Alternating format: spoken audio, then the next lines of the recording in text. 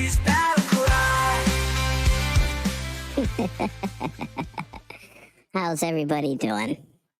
Sorry for such a calm day, calm opening. But believe it or not, I haven't had such a problem. I've been good with my blood pressure for so long, right? No issues with my blood pressure. And then it's like 5 minutes before it's time to start getting ready for my live stream, I started having this really funky feeling. So forgive me if I'm off my game a little bit. I just took another blood pressure medicine. So we'll see how that goes. But I'm here. I'm trying to stick to schedule, guys. Today is the 25th of April. And it's a good day, guys. I see Rin said congratulations, and we are going to talk about that. But as you guys know, I am broadcasting from the beautiful Milwaukee, Wisconsin Super Studios, to be precise. I am so happy to have the studio at my beck and call again. It's good.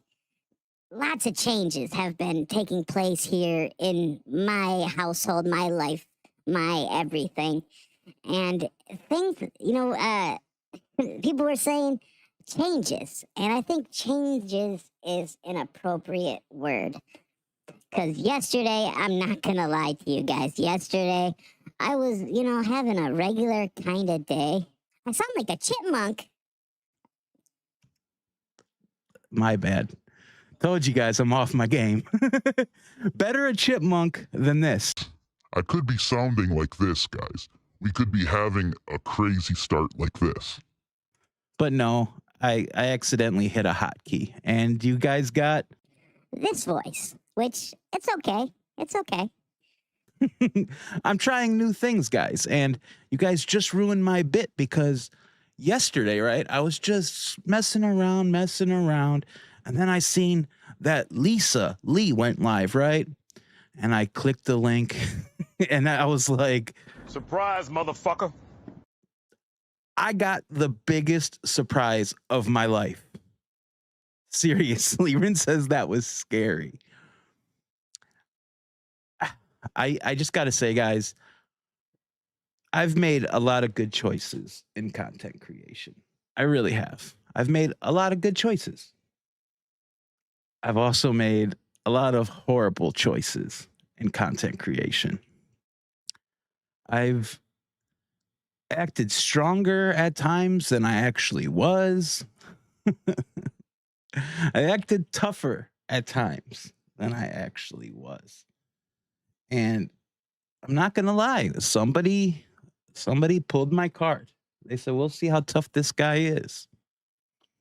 And they hit me with a lawsuit. They hit me with a federal lawsuit for over $320,000 for claims of civil conspiracy. Basically, they were alleging defamation, more or less. It was basically a defamation lawsuit. And I was scared.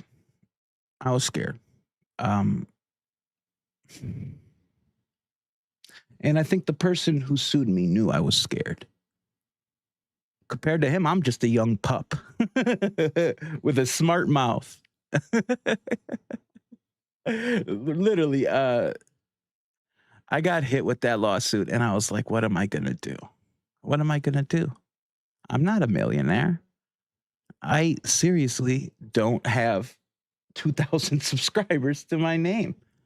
Even if I started a GoFundMe, right? Even if I did a GoFundMe, there would have been hardly anybody to contribute. I mean, I'm sure the besties here, all of you who have stuck by my side, and we're going to get to that, would have done everything you could, but I wouldn't even ask.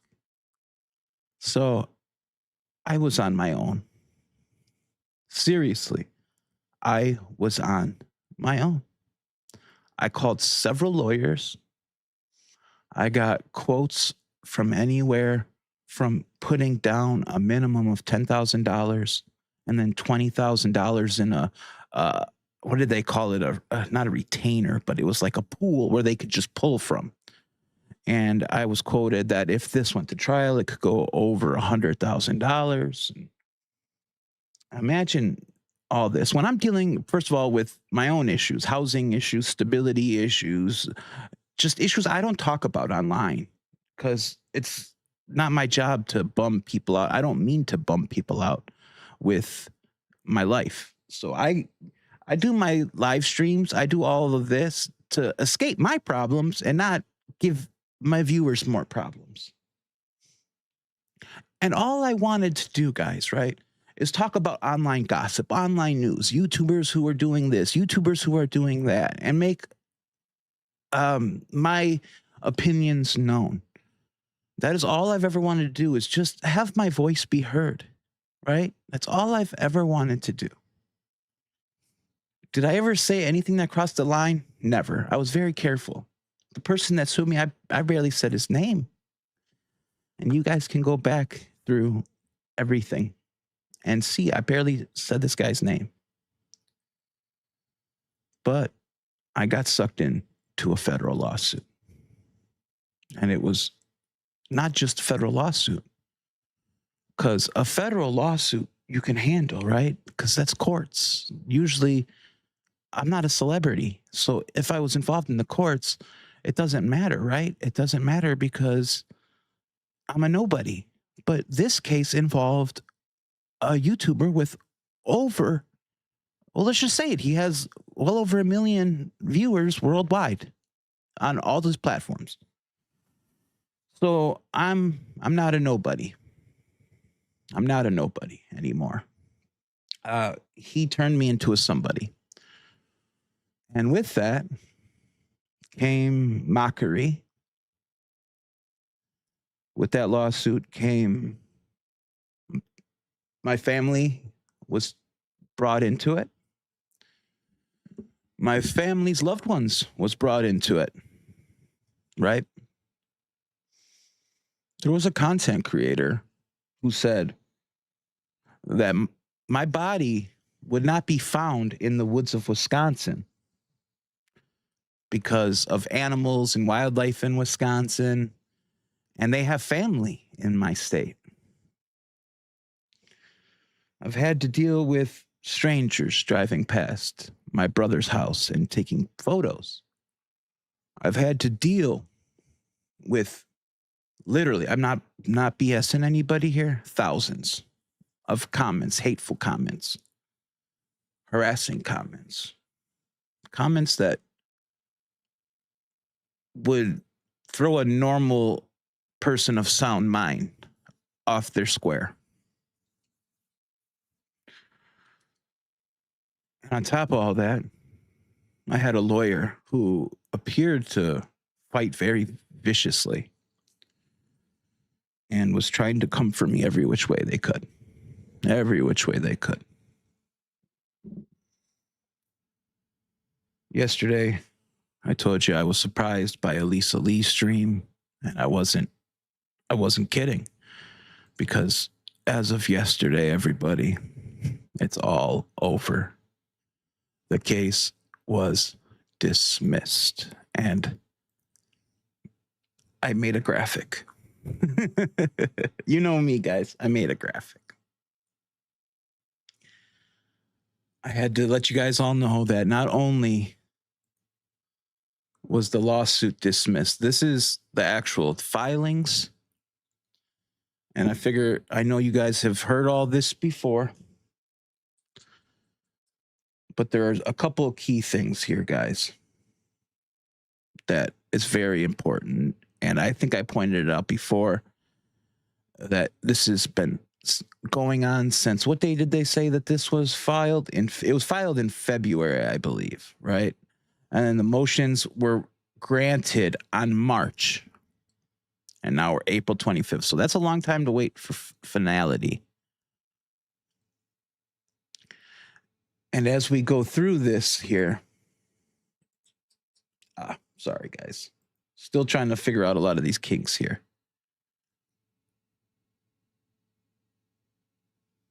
The key part the key takeaway from all this, guys, is right there. Dismissed with prejudice. And the other important point of this, guys, is seriously,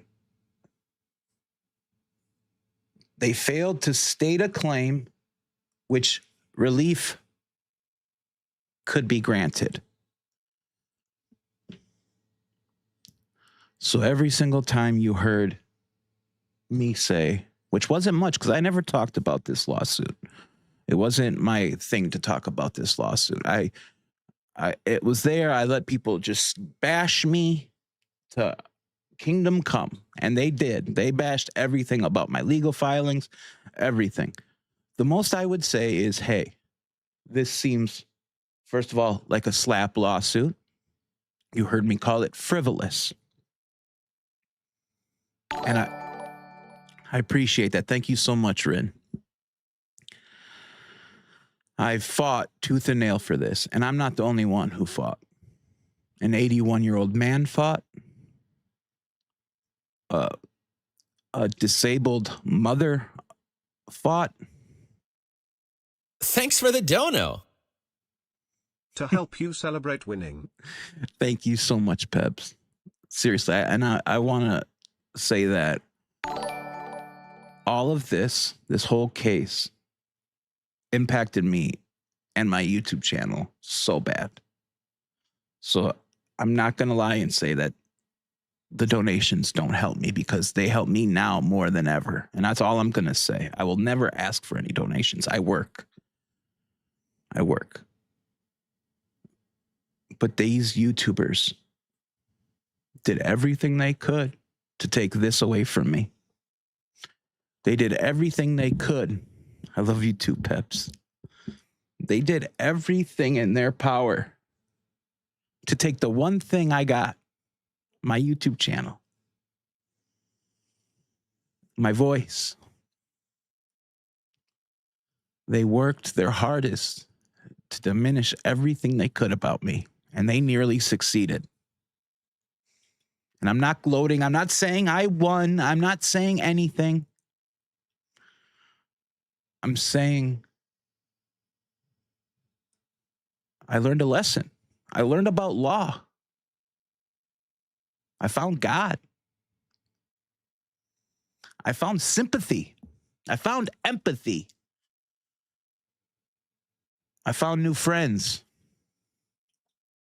I'm choosing to say all the good stuff I learned from all this, besides all the pain, all the heartache, all the damn near losing my channel. This isn't me on a pulpit. This isn't me doing anything but expressing gratitude. Hello to you, Tammy. It's a pleasure to see you. Was I in the wrong for making YouTube videos? I don't think so. Obviously, the law didn't think so. Did I poke the bear sometimes when I shouldn't have poked the bear? Yeah, I probably did.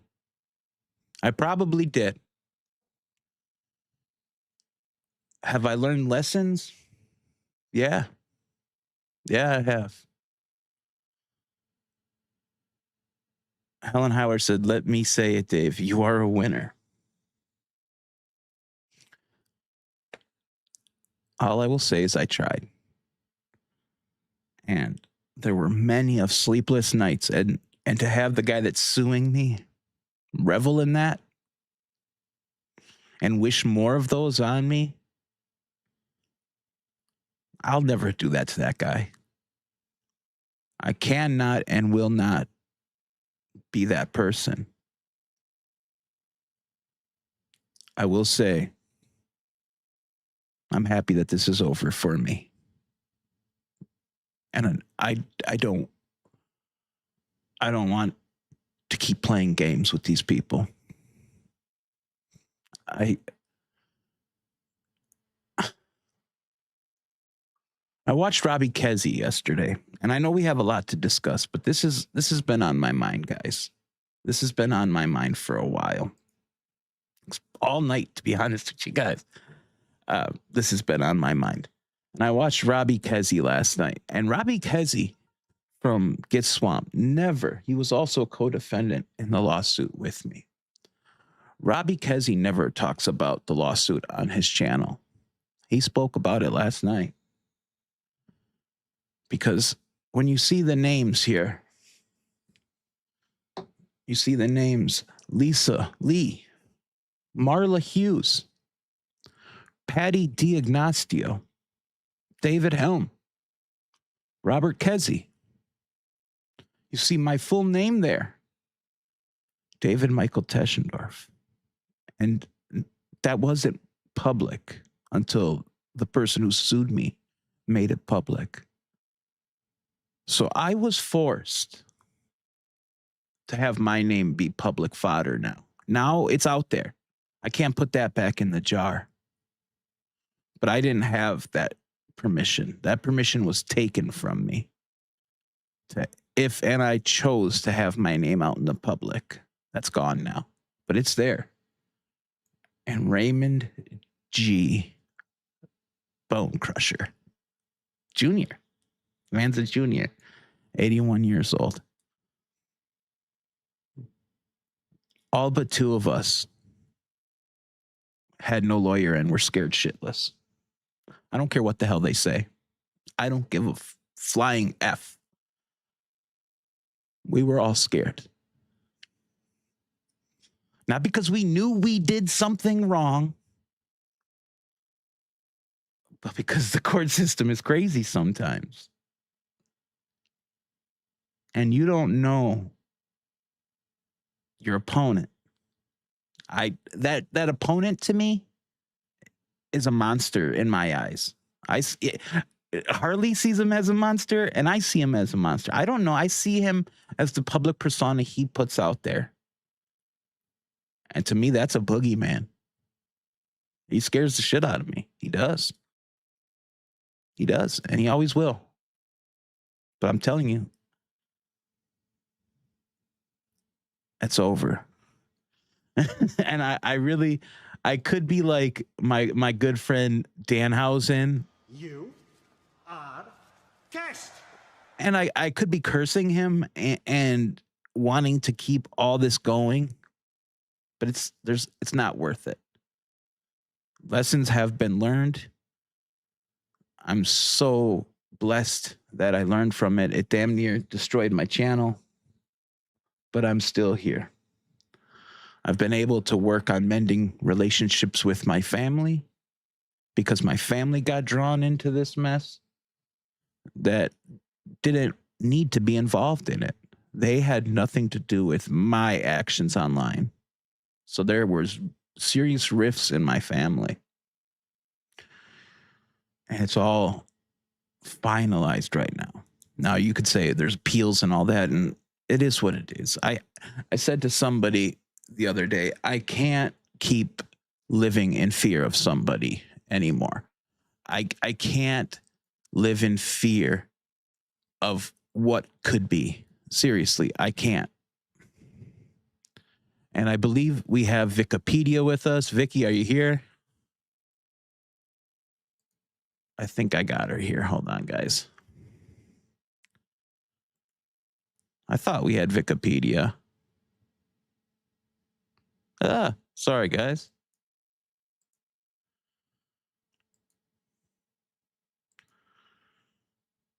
Give me 1 second, guys. I thought we had her here. Unless if she's just not ready. Oh, she left. My bad, guys. I did have VickiPedia here in the studio. She will be joining us today. And we're going to be discussing Darrell Sheets, that is, from Storage Warm fame. And it's a big thing for me. I just wanted to say that it's over and done for plenty of us, most of us, but it's not over and done for Miss Preston. And of course, it's not over for Mr.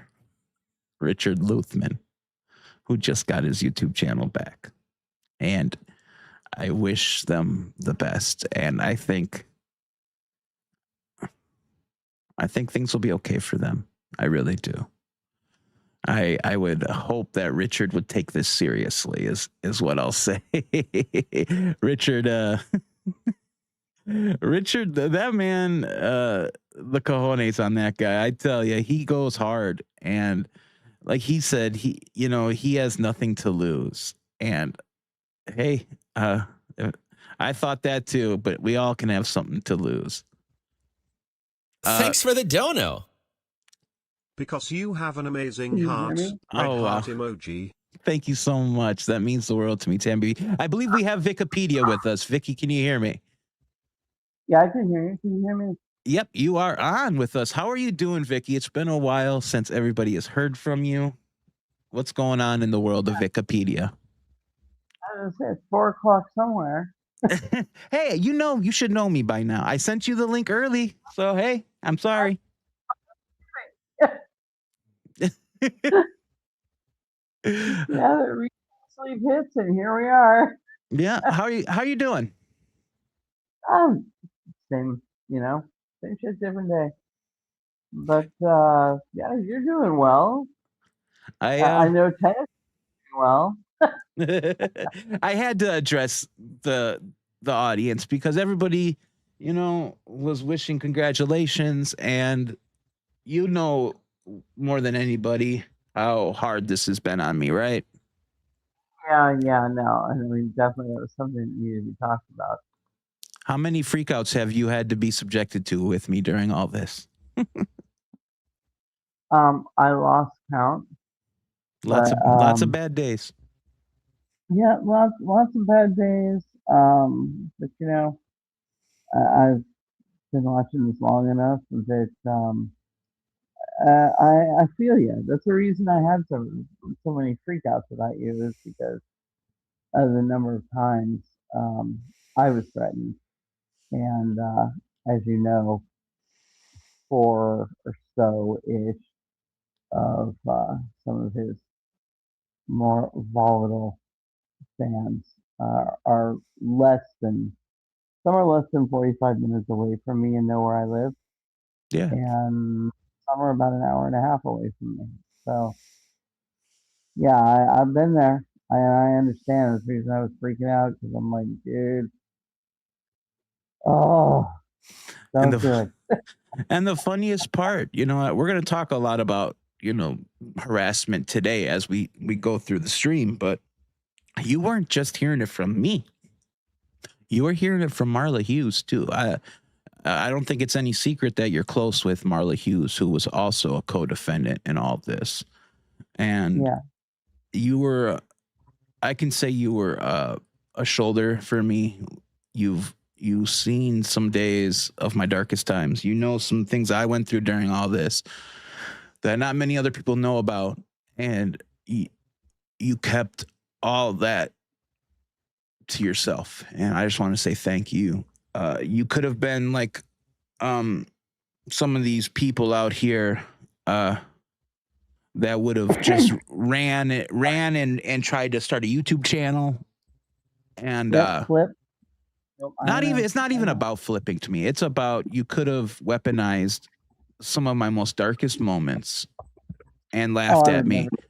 And you never did that. You never did that. And I can't thank you enough for that. And I want to thank Marla as well, because out of everybody who didn't deserve to be in all this, I would say it would have been Mr. Helm, MLS, and Marla. And I say that because Marla is not a content creator. Marla is somebody that sits, on the internet, probably plays bingo games in Farmville, and probably just likes watching YouTube videos and talking on forums. Am I far off about, Marla probably better than I do, Vicky. Far off.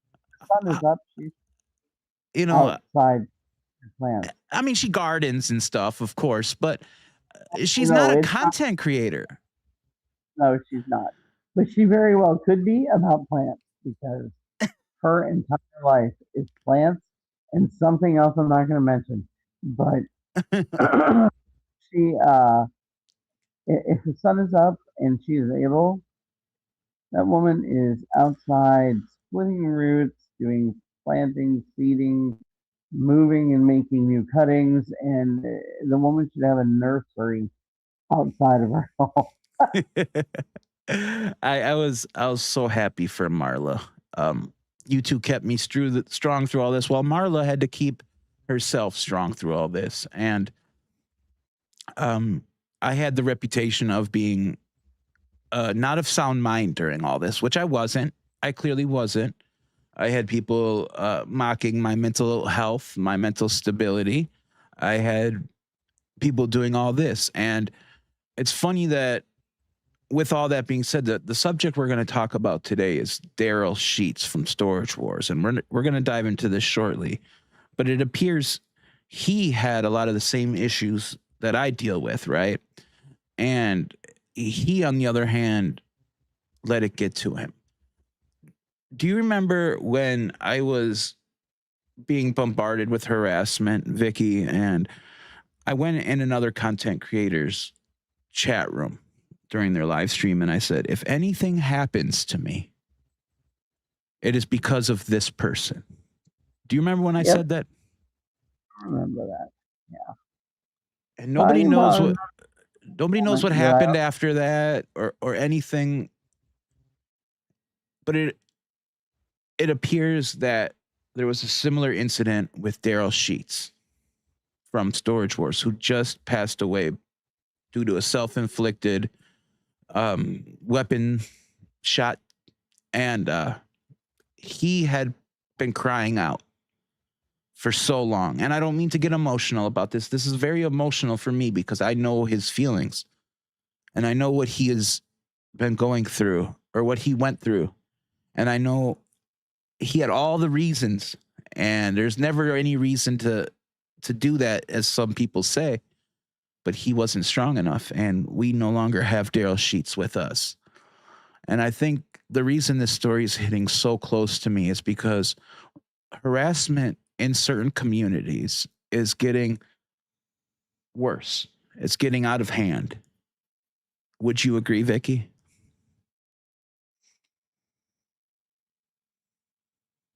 Did I lose Vicky? I think we might have lost Vicky, guys.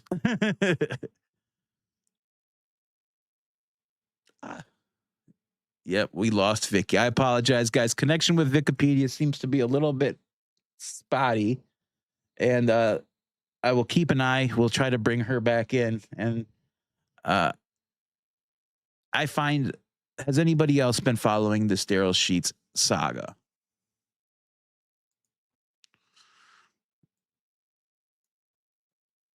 Do we have Vicky back? Vicky, are you back?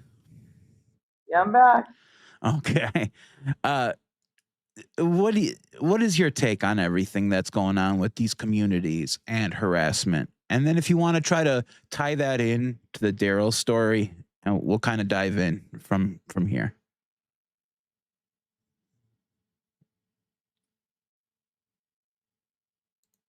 Hola. Yeah, are you there? Yeah, I'm here. You keep leaving the backstage. I go to do something, like leave you a quick chat message, Yeah. and it just out. So basically, I'm asking you basically, do you think that harassment is getting out of control in various online communities? Well, I was gonna answer that before I dropped off, but I was to say the valuable lesson today is do not do this from your phone. Yeah, I hear you. Okay, so what I was going to say before I got dropped off was that our society as a whole seems to be winding up for a very violent explosion of opinions, ideologies, whatever you want to call it. And somewhere along the line, people have kind of lost the value of life. I have to, of course, I sit here pretty much every day and watch YouTube for 12 hours a day because I have nothing else I can do. Yeah. And you are disabled. So a lot of this is me scrolling through comparing content creators, reports against what I'm getting off of an aggregation of Google. And what I am seeing, we've had across this country, so not just in this state, but across the US, we've had 4 domestic mass shootings in the last week. Yeah.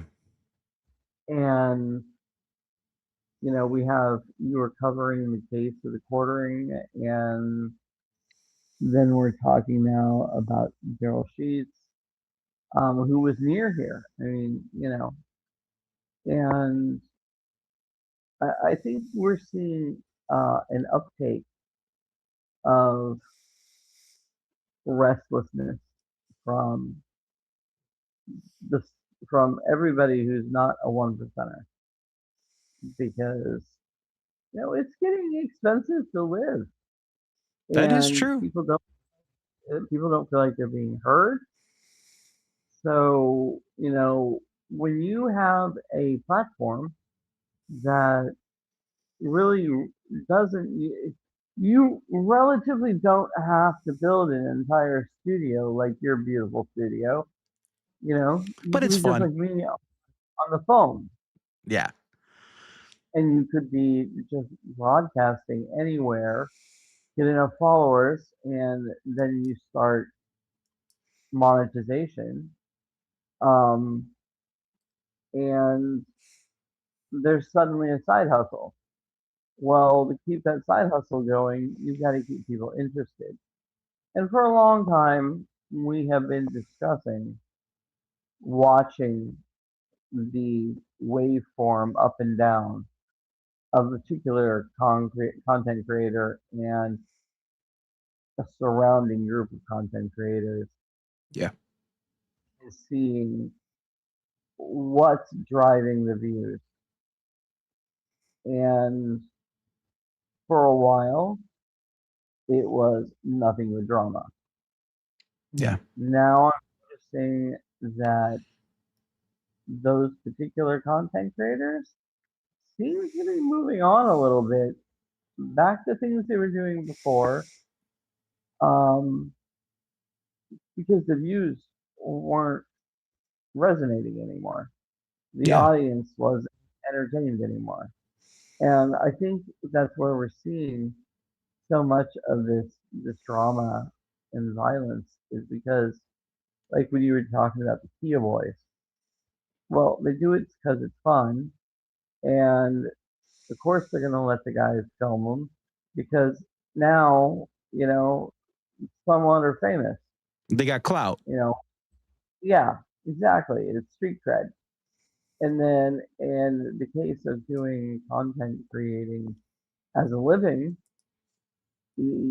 unlike you, where you choose to stick to your topic and don't go out and actively create a topic to discuss, that's not the case with most of them.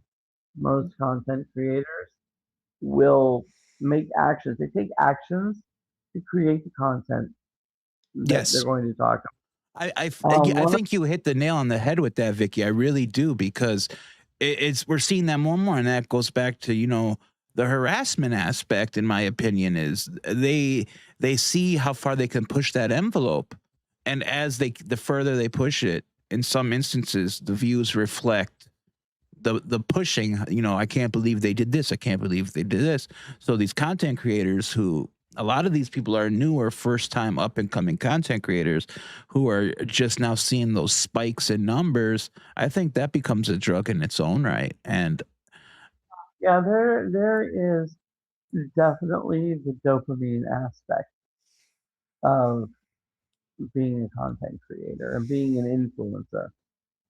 How many can I get today? What do I need to do today to perform? yeah, And it goes back to not only the financial side of this equation, because the financial side, honestly, is only going to be really valuable if you've got a large enough audience. that's the truth. Memberships helps now, but that hasn't always been around. But even to have memberships, you gotta have somebody that's interested. And it's funny because, you know, YouTube is now pushing shorter content. They're also have, God, I don't know, it's been there for almost 6 months, and at least I noticed it. You know, it's not like I live on the back end of these. So, you know, they've now started this AI summarize the video. I don't have to watch your video anymore. That's crazy. I gotta ask the chat. How many people in chat right now? I'm genuinely curious. How many people in the chat right now utilize the summary feature? And if not the summary feature, how many of you guys utilize transcripts? I'm genuinely curious right now because it's funny you mentioned that because I find myself now utilizing transcripts more than ever. I mean, seriously, I'm all about transcripts and the summaries in some instances, especially when it came to a lot of these channels that would do harassing content about me. In some instances, I knew I couldn't handle watching it for my own mental health reasons. It would help me for some reason. I could read it, but I couldn't hear it, if that makes any sense. I'm raising my hand on that who uses the summarization.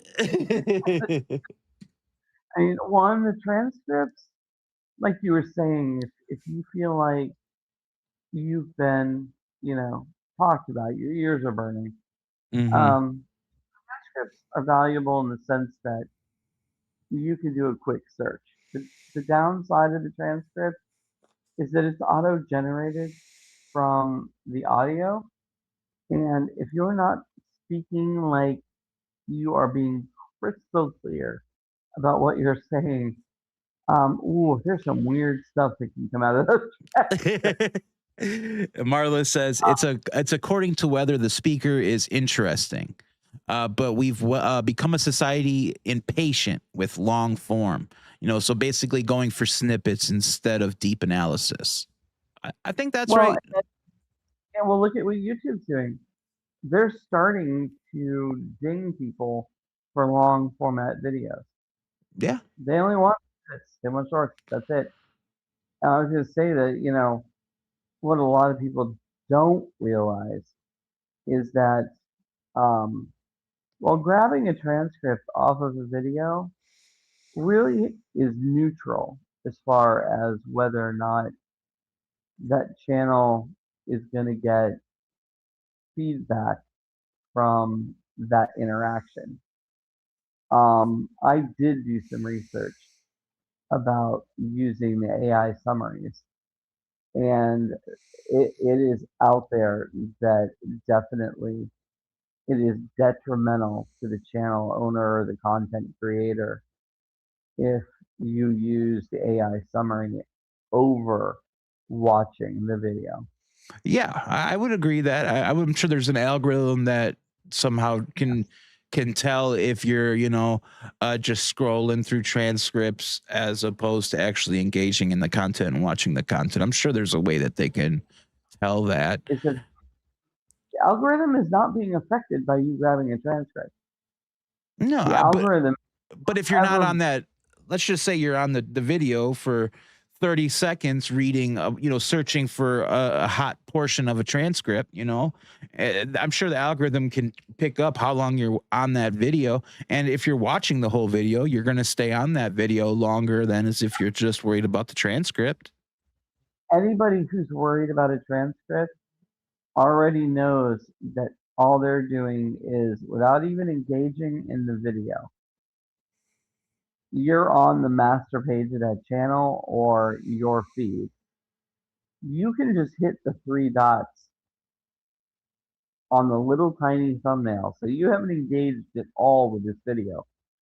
You can hit the 3 dots and hit share, copy the link, and drop it in any one of 100 free transcript extractors online. Yeah. Yeah. and it will never affect that video one way or the other. Yeah. However, you have to go onto the video to access the AI summarization function. Mm-hmm. And that means you at least have to click like that 30 seconds. Click on, click off, you go down, you hit the summarization, you watch it summarize, and then you read it, you decide if you want to go through the time markers and see what if there's a little more, uh, what's the word I'm looking for? A little more conversation, a little more feel for the type of conversation that's going on. That actually negatively affects the content creators' monetization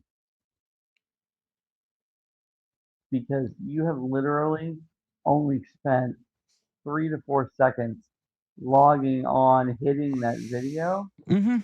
stopping it, and then reading the summarization. Yeah. So the transcript can be pulled without you ever engaging, but the summary you have to engage at least for a few seconds. And that because I was wondering this, I'm like, wait a minute, if I'm going on to this person's thing and I just kind of want to see what's going on, but I don't want to listen to them all night long, then I can go hit summarize video and I get like a 2-minute read with timestamps. And I'm like, that's got to be hurting the content creator. Let me go look at it. So I did. I went and did a bunch of research. And it is. It is basically the same as you clicking on, letting it run for a few seconds, then clicking off. And that reading. hurts a content creator. It really does.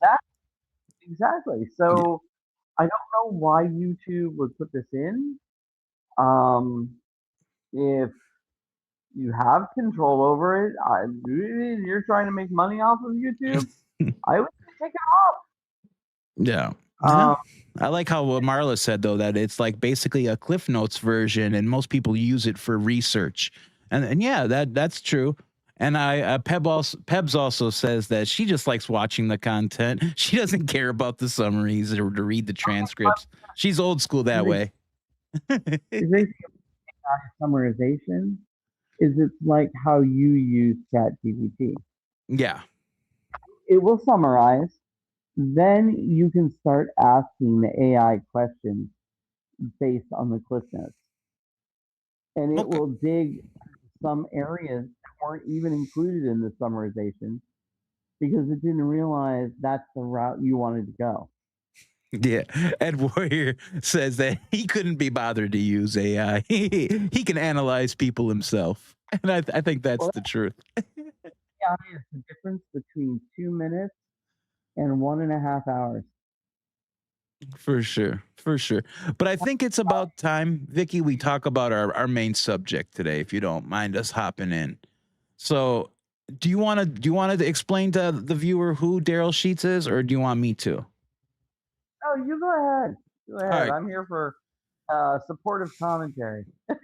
For sure. So basically, guys, Darrell Sheets, storage wars. I'm sure we all know about storage wars. A lot of people in our community love a good bargain, love a good deal, love a good storage auction. A lot of us come from that niche of YouTube. That is where a lot of our core focus is, at least mine. I loved watching storage wars on TV, and then that channeled me into YouTube, and I found people like Storage Auction Pirate, Jeebus. I found so many, Storage Stalker. I found so many people, and a lot of that comes from the show Storage Wars. There's been over 13 seasons on it. I thought it was just, aired in the United States, but actually it's it's a global phenomenon. I didn't realize that Storage Wars plays in India. It plays all over the world. And one of the main characters was Darrell Sheets, and he was known as the Gambler. He eventually had his son involved, but he was always arguing. He was my favorite character, I'm not gonna lie. But basically at 2 a.m. What, Vicky? I said we all love Darrell. yeah, I mean, Darrell was awesome. And I then became a big fan of his son. But at 2 a.m. in Lake Havasu, Arizona, the police were called due to a self-inflicted gunshot wound to the head. And TMZ was the first to break the news that Darrell Sheets had passed away. And at first, it looked like just a plain old suicide, you know. And for those of you who don't know, that right there is Darrell Sheets. It's funny because I had a pretty long conversation with VickiPedia about my thumbnail image. She thought I picked the bad picture of him, but it was a Getty image. But I don't think he personally would have minded about the photo I chose for the thumbnail. He was a joker. He was very lighthearted. And I think Ed said something in the beginning that Ed himself is not convinced that this was self-inflicted. But there is a lot going on with this. And as you can see by the headline here, Storage Wars, Darrell Sheets, the cops are looking into cyberbullying claims. And I say that basically the preamble at the beginning of the stream because cyberbullying takes a big effect on those that are being bullied. People may act tough in public, right? They may act so hard in public like it doesn't faze them, but it does. Vicky, would you agree with that statement? For some people, we know some people that's not the case. You don't think they go to bed at night? Those bullying and hurtful and harmful statements run through their brain before they go to bed. You think people can just shut that out? Oh yeah, easily. I could never. I can't. No, I do know some people who can. And the research that I was doing for this afternoon, one of the things that they were talking about was he had been asking for help. Yeah, and I actually have one of his posts here. Basically, and he's got some people in his corner that were trying to get attention for him. That, you know, hey, he made, not only did he make reports, people that he looked like on screen that he was having battles with, like I think Dave is one of them. Yep, Dave Hester. They were actually really good friends off screen. And that's the case with this. You know, I love Storage Wars. That's where I first found certain people. Yeah. And I kind of noticed near the end of the Storage Wars that it was getting very combative. It was kind of a negative environment, and I didn't really want to watch that. Yeah. So I think some of that may have spilled over. But yeah, no, a lot of these people, when I was doing this research, I was looking up all the people that were around him. Yeah. So his partners, combatants, you know, people who were bidding against each other. And they were all saying that for the most part, that was only an on-screen persona. That's what Pebs just said. Pebs just said all of his coworkers have said he was a very different person in person. And basically he was kind and he loved his family and he played his character very well. And I see right here, this was a post on his Facebook page from March 11th. And Darrell wrote, and I have to let it be known, he did file police reports. And what the police said is shocking. But Darrell said, well, people, here is my cyber bully stalker. Just letting people know if anything happens to me, this is him. And then he gives the username, his full name, and he says the other person. And he said, I have hundreds of spoof numbers, Google numbers. They have a web page called Show Me Your Junk and Darrell the Clown Sheets. It's Darrell.theclown.sheets. Basically, he says he has been going after other small businesses in town and harassing them, and he's using his name, and it's not him. He has extorted money from people in this town, acting like a handyman. This has been going on for 3 years with him, and the things he says are very damaging. This is a felony called cyberbullying. And basically, it could be an aggravated cyberstalking, in my opinion. And again, this is all alleged from Darrell Sheets. I can't say that this is guaranteed fact here. This is just what Darrell was saying. You know, seriously, this was March. He passed away on the 22nd. So you do the math. So he was at a very fine line here. Yeah, and I actually went and researched those two websites, their domains. Yes. And the first one, hey John, was actually created in 2008. Renewed in 2025, late 2025. Oh wow. So if it sat there from 2008 and then got renewed actively in the end of 2025, it says to me that here we are in April. Somebody was prepping for something. Well, I think in 2008 is when Storage Wars was really at its peak, to be honest with you.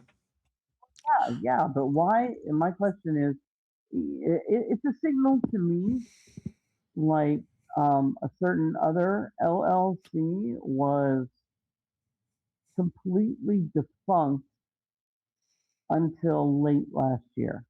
Okay. And it suddenly got activated and renewed, DBA'd. So as someone who works doing a lot of forensic web searching and trying to figure out, well, you know, why people's websites weren't working and why they weren't getting attention. This is one of the things we had to look at. Yeah. Was the behavior of the domain. Who owned it? Who controls it? When was it first activated? Has it been active the entire time? When was it renewed?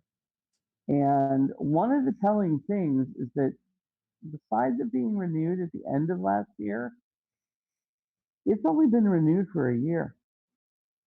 Oh, wow. When you do for 1, 3, 5 and not have to worry about it, but somebody has chosen to only renew that domain for a year, which to me says the timing of when it was touched to the timing that it's been renewed is it was renewed for a purpose. Well, it's hard to disagree with that. And, you know, the cops thought this was just a plain old suicide. And by all means, it was a suicide. But the cops weren't investigating anything else. They just figured, hey, the man had depression issues. It wasn't until Renee here from Bargain Hunters Thrift, who also is an awesome YouTube channel, really spoke out about what Darrell was going through. So I'm going to play a video right now. TMZ put this out, and this is kind of really what jump-started the public's investigation in all this. Of course, the ad.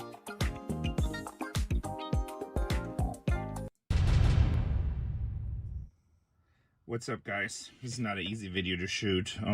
Unfortunately, Darrell Sheets took his own life. So he passed away. I know a lot of you guys think we hated each other because we competed a lot on the show. And, you know, we had our moments, we had our run-ins, but that's because we were both competitors, right? We were both competitors. We're the biggest threat out there.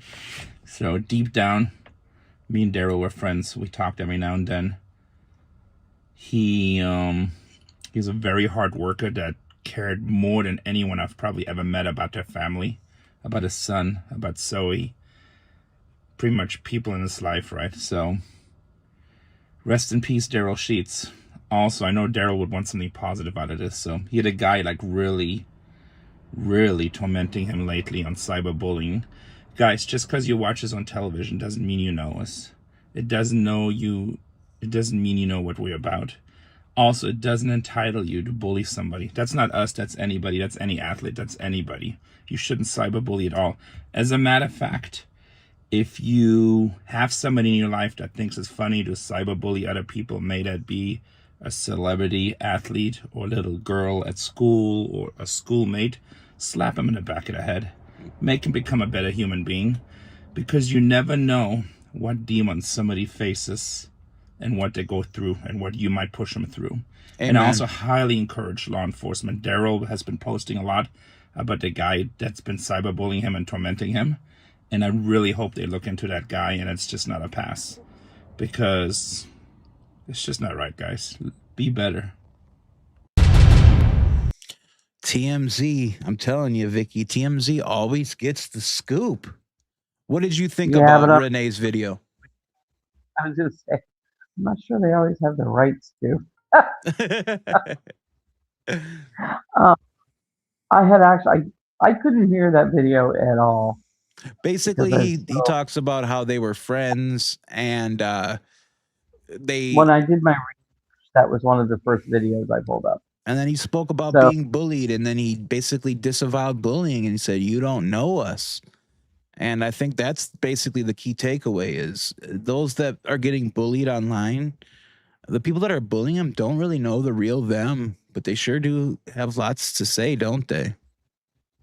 Yeah, and this is one of the reasons that I've been doing so much studying and research for this paper, is because there really isn't any legislation that helps the judiciary system handle this.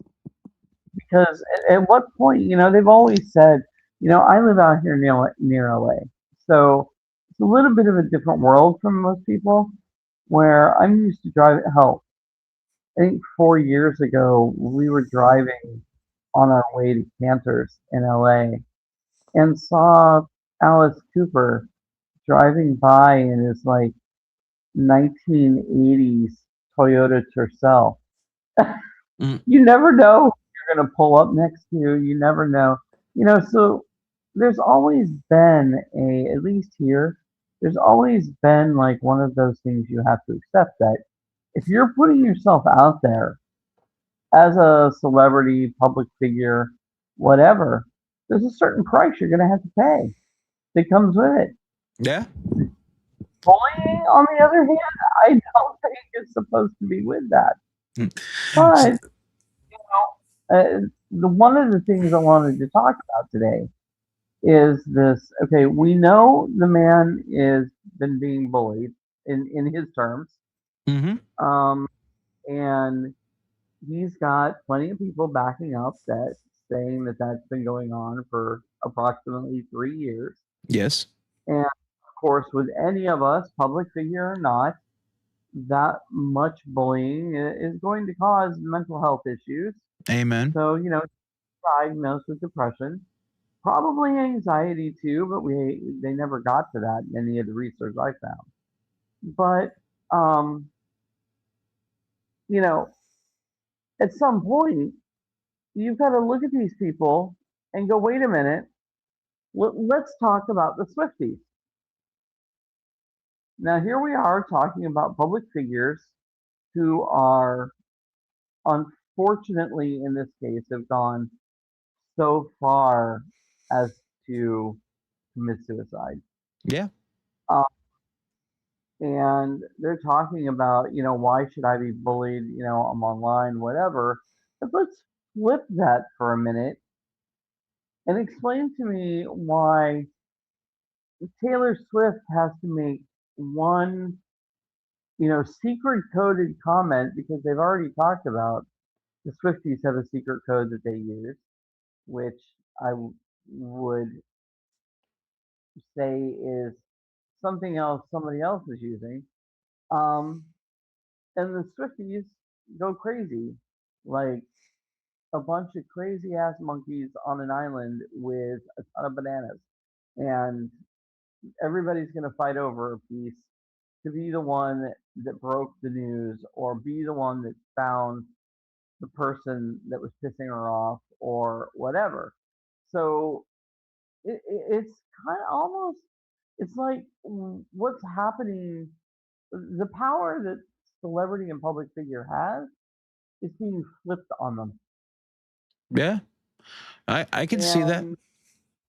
Yeah, and I'm not saying he ever did that to anyone because in the length of time that I watched him on Storage Wars, I never saw that. But the reason I'm doing the research for the paper is because really completely innocuous statements and read something into them. Yeah, And then all hell breaks loose. for sure. And yeah. So basically, the police, when all this was going on, we're going to talk more about the whys of it all and why people do that in a second. But the police saw the video that Renee did, and they started doing their own investigation. And this is an article from MSN. They said the police in Lake Havasu City are investigating cyberbullying allegations linked to the apparent suicide of Darrell Sheets. And then it goes on to say co-star Renee Nezhoda claims Sheets was recently harassed online by an individual. And as we kept reading on here and in various articles, there could be charges that could come from this. And from what my research had basically said is that you could be looking at like aggravated stalking and things like that. So why isn't this a more common thing, Vicky? Why aren't police actively charging people that are causing, harassment like this? I understand free speech. But where is that line? And is it ever going to be more set in the stone, more set, the line drawn in the sand? Yeah, and that's what I was saying, is that there's no legislation to back up, the judicial side, which would then be reacting to the police force that has room to act on something, and that something just doesn't exist. And that's the reason I wanted to write the paper, was because this is obviously a problem. But I'm going to play devil's advocate here for a minute. So nobody get mad at me. These are not my thoughts, but these are me being devil's advocate. Okay, the man is being cyber stalked, right? In his opinion. Yes. And in someone else's. And he decides to commit suicide. Yes. Ultimately, whose decision was that? I get what you're saying. And all I can say is if you're not in the proper mental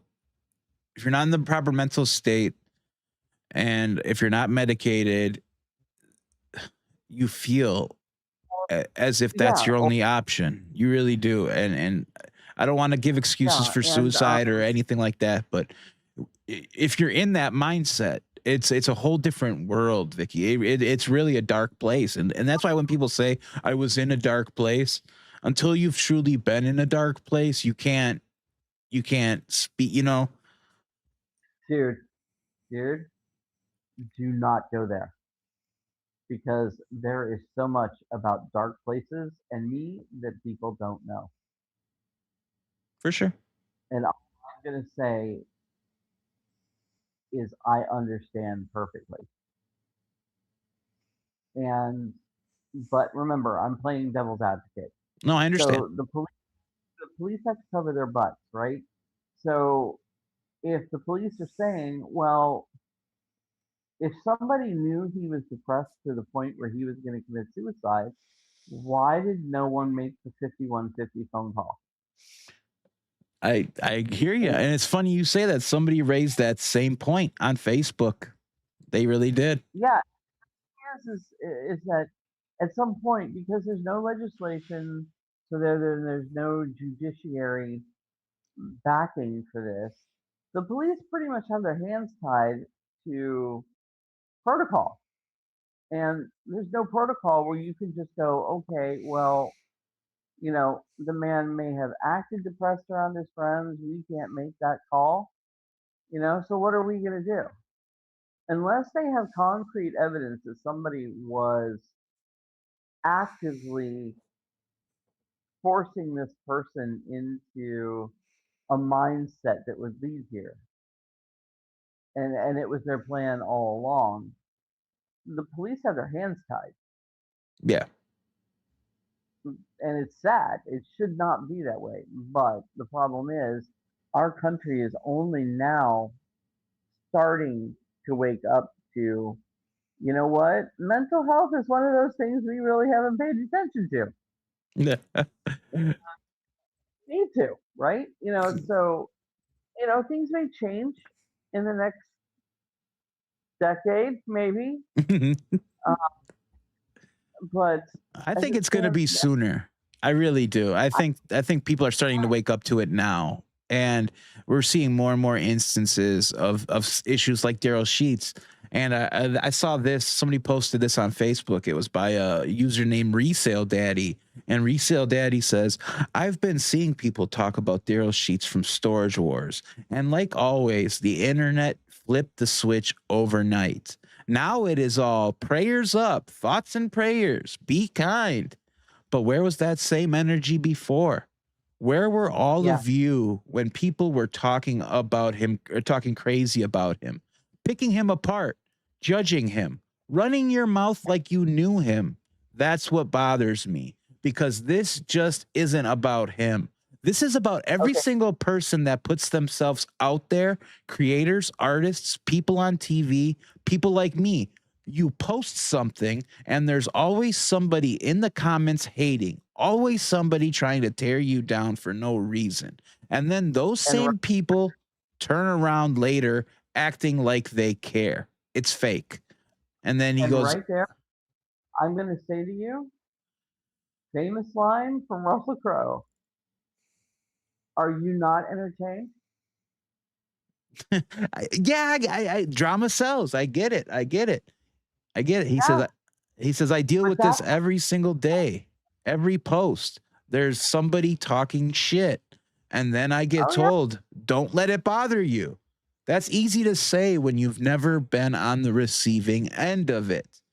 There have always been times in my life where I didn't want to be here. Real talk.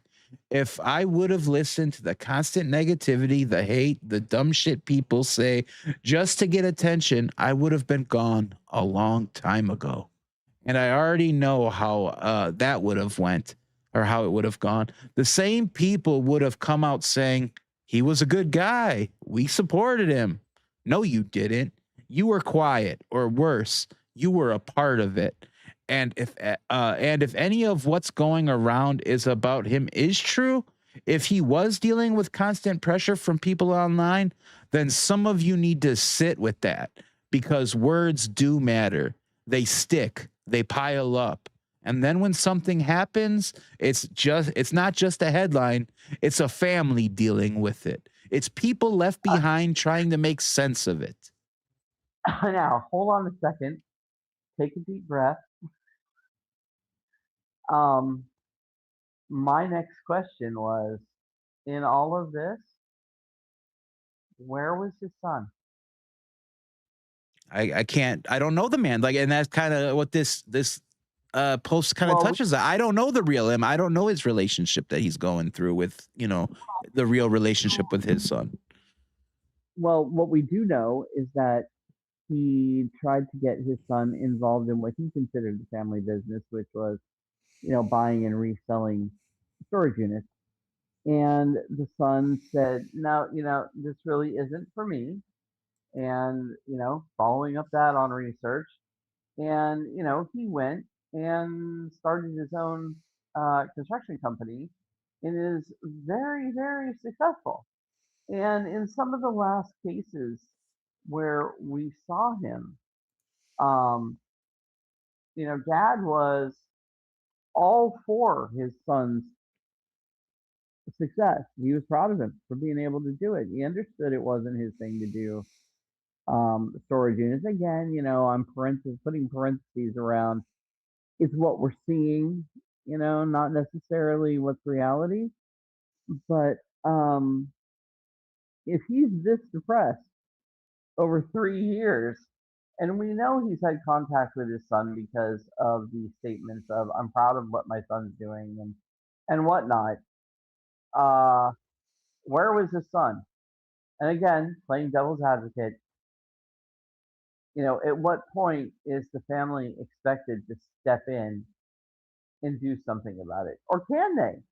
The man was 67. Yeah, the man's 67 years old, and at what point do you have enough control that you can actually get him help if he's not willing to get help for himself?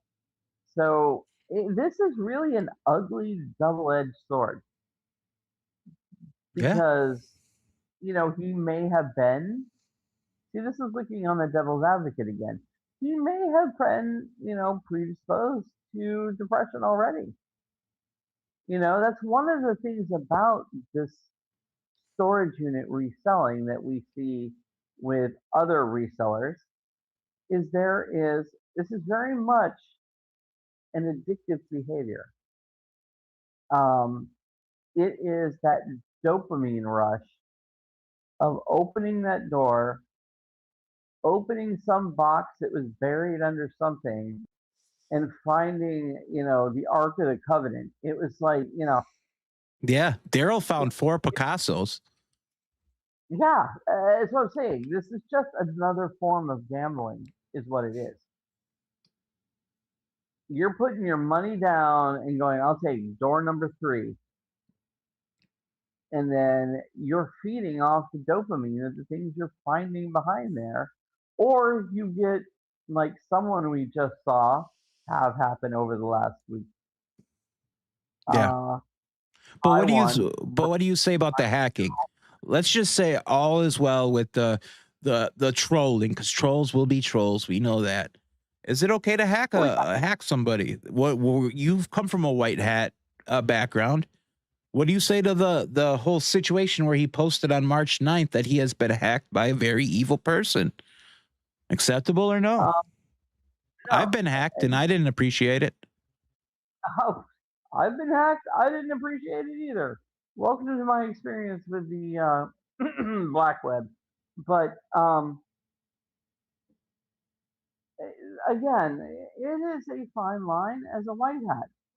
Are you going to, when you do not have, again, legislation and judicial help to support you through a situation like this, and you're getting hacked, as being the victim, is it then okay to become a cyber vigilante Yeah. and go hack the person that's hacking people? I'll never say vigilanteism's the answer. That's just me though. I'm nah. Right, but at some point you have to think: are we just as a people? I mean, citizens arrest is a thing. All right, that is a thing. Yeah. And are we as people just going to stand around and watch something happen? Like what happened with I don't know if some of you follow my Facebook page, and I put it on my Instagram, but I'll put the link in the description of this stream. The woman last week that was on a bus to go to work, and for no reason, all of a sudden, she feels a very heavy object hit her head a couple times. She's on the ground, blacking out, and I don't know how she had enough wherewithal to have her phone filming at that point. But she's showing on the bus that everybody on the bus, she's begging, for help as she's bleeding. She can't get up, and she's asking for people to help her, call 911. And the woman who actually perpetrated the battery is standing in the middle of the aisle, completely blank faced, just watching the entire situation. Oh, And wow. there's no emotion, no reaction, nothing. And this happened up here in Santa Monica. And as soon as the woman on the ground said, what the F is your problem? You see this slight shift in this woman's face that did this. And she suddenly turns and starts walking away. Which at the same point, you got somebody else finally. And the sad thing was, I really do hate to generalize generational activity. But the sad thing was that you had a bunch of what appeared to be Gen Zs, a few millennials, stand there doing absolutely nothing. And then Yeah. all of a sudden, a Gen Xer comes walking through and he sees her and he's like, "Oh my God, are you okay? You need help." He's the first person to ask help in 5 minutes. My And this disappointment woman laying on the ground, is barely immeasurable, conscious, bleeding and my day from is ruined. a head wound that was inflicted by a stainless steel water bottle. Oh, wow. And she hadn't had any conversation with this woman at all. In fact, she'd been sitting facing away from her. The woman was standing behind her and just out of nowhere decided to just bash her on the head. It's crazy. Well, and at that point, you really do have to stop and go, where could it have stopped? Why didn't anybody help? What's going on that we're just spontaneously beating people on the head with like possibly a Stanley 40-ounce steel Yeah. cup? And then you've got to think, well, okay, Good Samaritan law is about as concrete in court as a verbal agreement and verbal contract. Whose fault is it going to be? I'm assuming the woman was white because all the people that were around her, other than the perpetrator, were black. It was a Hispanic gentleman who finally came to her aid. And the woman, the perpetrator, appeared to be white. I'm not sure because she was kind of in the distance of the videoing that was going on. And she had a hat on, and the hoodie and the whole thing. But, there is that strain of, well, if I help her as a black man, is she going to sue me for Yeah. assault? It's sad because she needed help, but that's the first thought everybody has to go to now. Yep. They're Is like, I got what- him. I'm got him in the lawsuit now. Caught him. Yeah. It's like, what's going to happen to me if I help?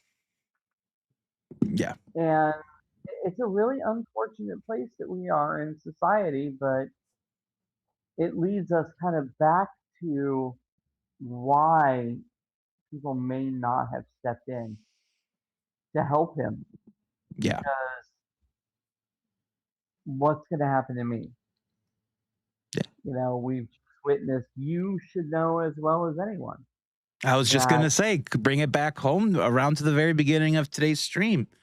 And not a lot of people wanted to stick up for Miss Preston, and because they knew they'd get the treatment that I got, that Lisa got, that Ray Bonecrusher got, that Marla got, that Richard Luthman got, that Leslie got, that Mike Volpe got, that anybody who stuck up for who obviously was not likable or on the popular side. So yeah, I agree with what you're saying. Yeah, and the thing is, it's even closer to home than that. The people in a certain small town won't talk about it because of exactly what happened to the 10, 12. Well, it depends. If you go as far back as almost 4 years ago, you're looking at 15 to 16 people. Yeah. All at different times. And then there was a big group lawsuit. And then, it comes down to a point of self-preservation. Who's going to be the one that thinks that maybe my life is not worth more than all these other people, and I'm going to take action? Yeah. That is a very, very difficult psychological place to be. I And to agree. take it even further, if you go back to 9/11, you have the planes that went into the towers and into the Pentagon, but then you have the group of people, what was this, in Pennsylvania, right? That all decided, you know what?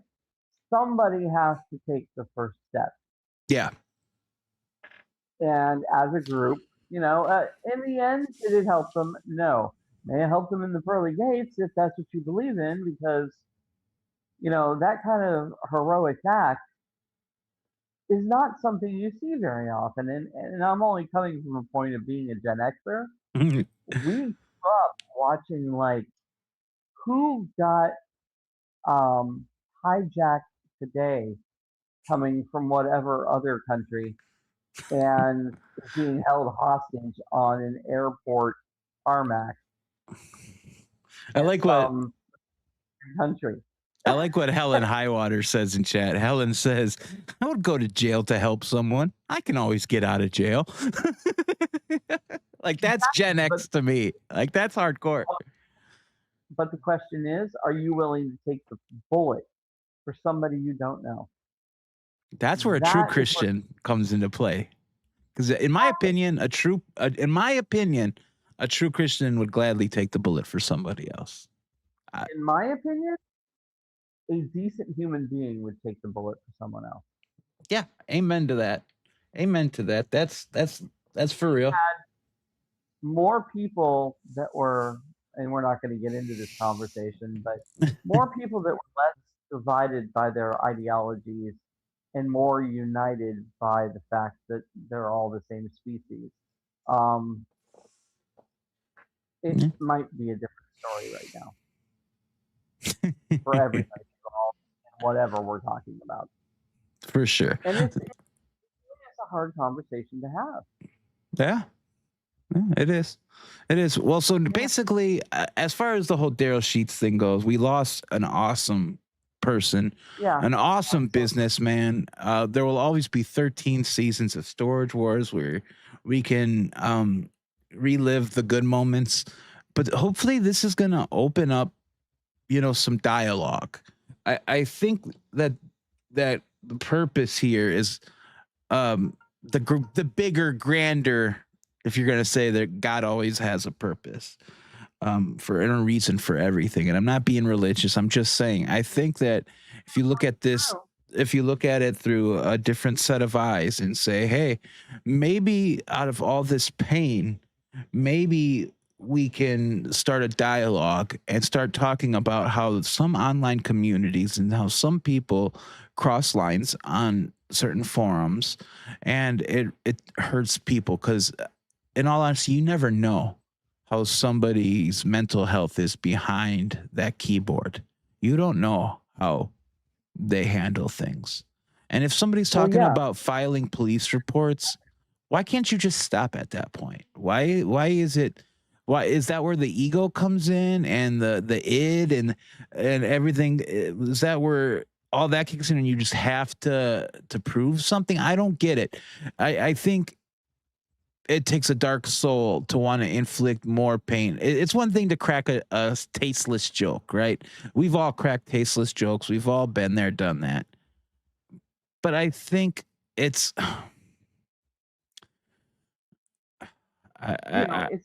Go ahead. It's what I have, you know, when I was working with the kids and whatnot. You know, the perspective is, at least in my mind, and you know, people, you're welcome not to agree with me, but in my mind, the capacity of evil or bad or negativity that you are capable of doing is balanced by the amount of good you're capable of doing. They're indicative of one or the other, because you have to be able, you know, intellectually and psychologically, be able to process what's going on emotionally with your actions in order to create those actions. So if you can, you know, in our case, obviously this woman was not well, so I'm going to say I don't think she was capable of discerning her actions when she hit that woman on the head for no reason. But if you can sit and plan out over years, stalking people, bullying people, I mean, that takes a lot of planning. Yeah, it does. It's not a spur of the moment thing to do it that long. And then to keep, like you said, keep it going for years and years and years and not get bored of it. In my mind, that tells some mental health on their behalf, you know? That's exactly where I was going. Yeah. You can take that long and plan it all out and just keep it going. Yeah. That means you can also take that long and do good and plan it and execute it as well. Yeah. Yeah, I agree. And that's where I think aggravated cyberstalking, that should be the charge. Because like you said, premeditation. In my mind, premeditation equals aggravated. If you're dwelling on it and planning things and there's a charge for that. Yeah, that's not like a spur of the moment thing every moment of your life for 3 years. Yeah, right. You need to be institutionalized on medicine. I mean, if it's not mental health, there's an ulterior motive. And for some of these content creators, that ulterior motive is AdSense, it's revenue, it's sponsorships, it's memberships, it's clout. Yeah, honestly, if you're looking for sponsorships, AdSense, and clout, and you get outed for being the a-hole that did this for 3 years, I think you went about trying to get sponsorships the wrong way. I agree. And you can ask some content creators that are going through that. Trisha Paytas. Do you follow Trisha Paytas at all, VickiPedia? Do you know who she is? I spend most of my time on YouTube watching, honest to God. Okay, here's a look into VickiPedia's mind. Okay, I spend the vast majority of my time on YouTube watching trade skills from third world countries, how things are still being made, how those people are boosting their own internal local economies, and how they're also boosting the availability of income and business control to women. And before I was disabled, I was doing this, and I actually have several of the items that I watched them make on YouTube during this particular documentary. And I went and sought it out, and I bought the piece that their family took days to make. Oh, wow. Wow. So that's an inside to Wikipedia's mind. No, I do not spend a lot of time watching. Oh, I asked because you brought up what was his name the other day? Jeffree Star. She's in the Jeffree Star circle, and she's a very popular content creator, millions of subscribers, and she was loved. You know, she had an up-down relationship, but lately she's being canceled because an old video of hers came out where she cosplayed as John Benet Ramsey, and she she reenacted the whole alleged incident in the basement, and it's very disgusting, very tasteless, very everything, right? And she had Crocs as a sponsor, Domino's as a sponsor, and all these other companies as a sponsor. And now all of her haters and all of her A-loggers and snarkers, they're going for her sponsors, because why does she have a Croc sponsorship when she has a history of not safe ad, for ad revenue? Like, why are you sponsoring Trisha Paytas when there's videos on the internet of her where she's doing things like this? So I agree with what you're saying. This is just me being sarcastic, but it's because, those girls need heels and Crocs are making heels now. It's funny. Christy Nunya says Trisha has been canceled tons of times. I'm sure she'll make it through this one too. And Christy, you're so right. She's been canceled a lot. But this has a different feel to it, doesn't it, Christy? Dopamine Ramsey, really. Yeah, it's nasty. It's so sick. Read the room moment. Hold on. I'm gonna play you guys this. Tell me what you guys think, if this is tasteless or not. Hold on. I can't hear anything, so. Am I muted? Oh yeah, you won't be able to. You're gonna have to go to the stream. I'm working on getting that fixed, by the way. There's a program. I'm just having problems with it, getting it set up. Let me see if I can find it here online, because she sends out a lot of DMCA's for people that play it, but I'm gonna risk it for this stream. Because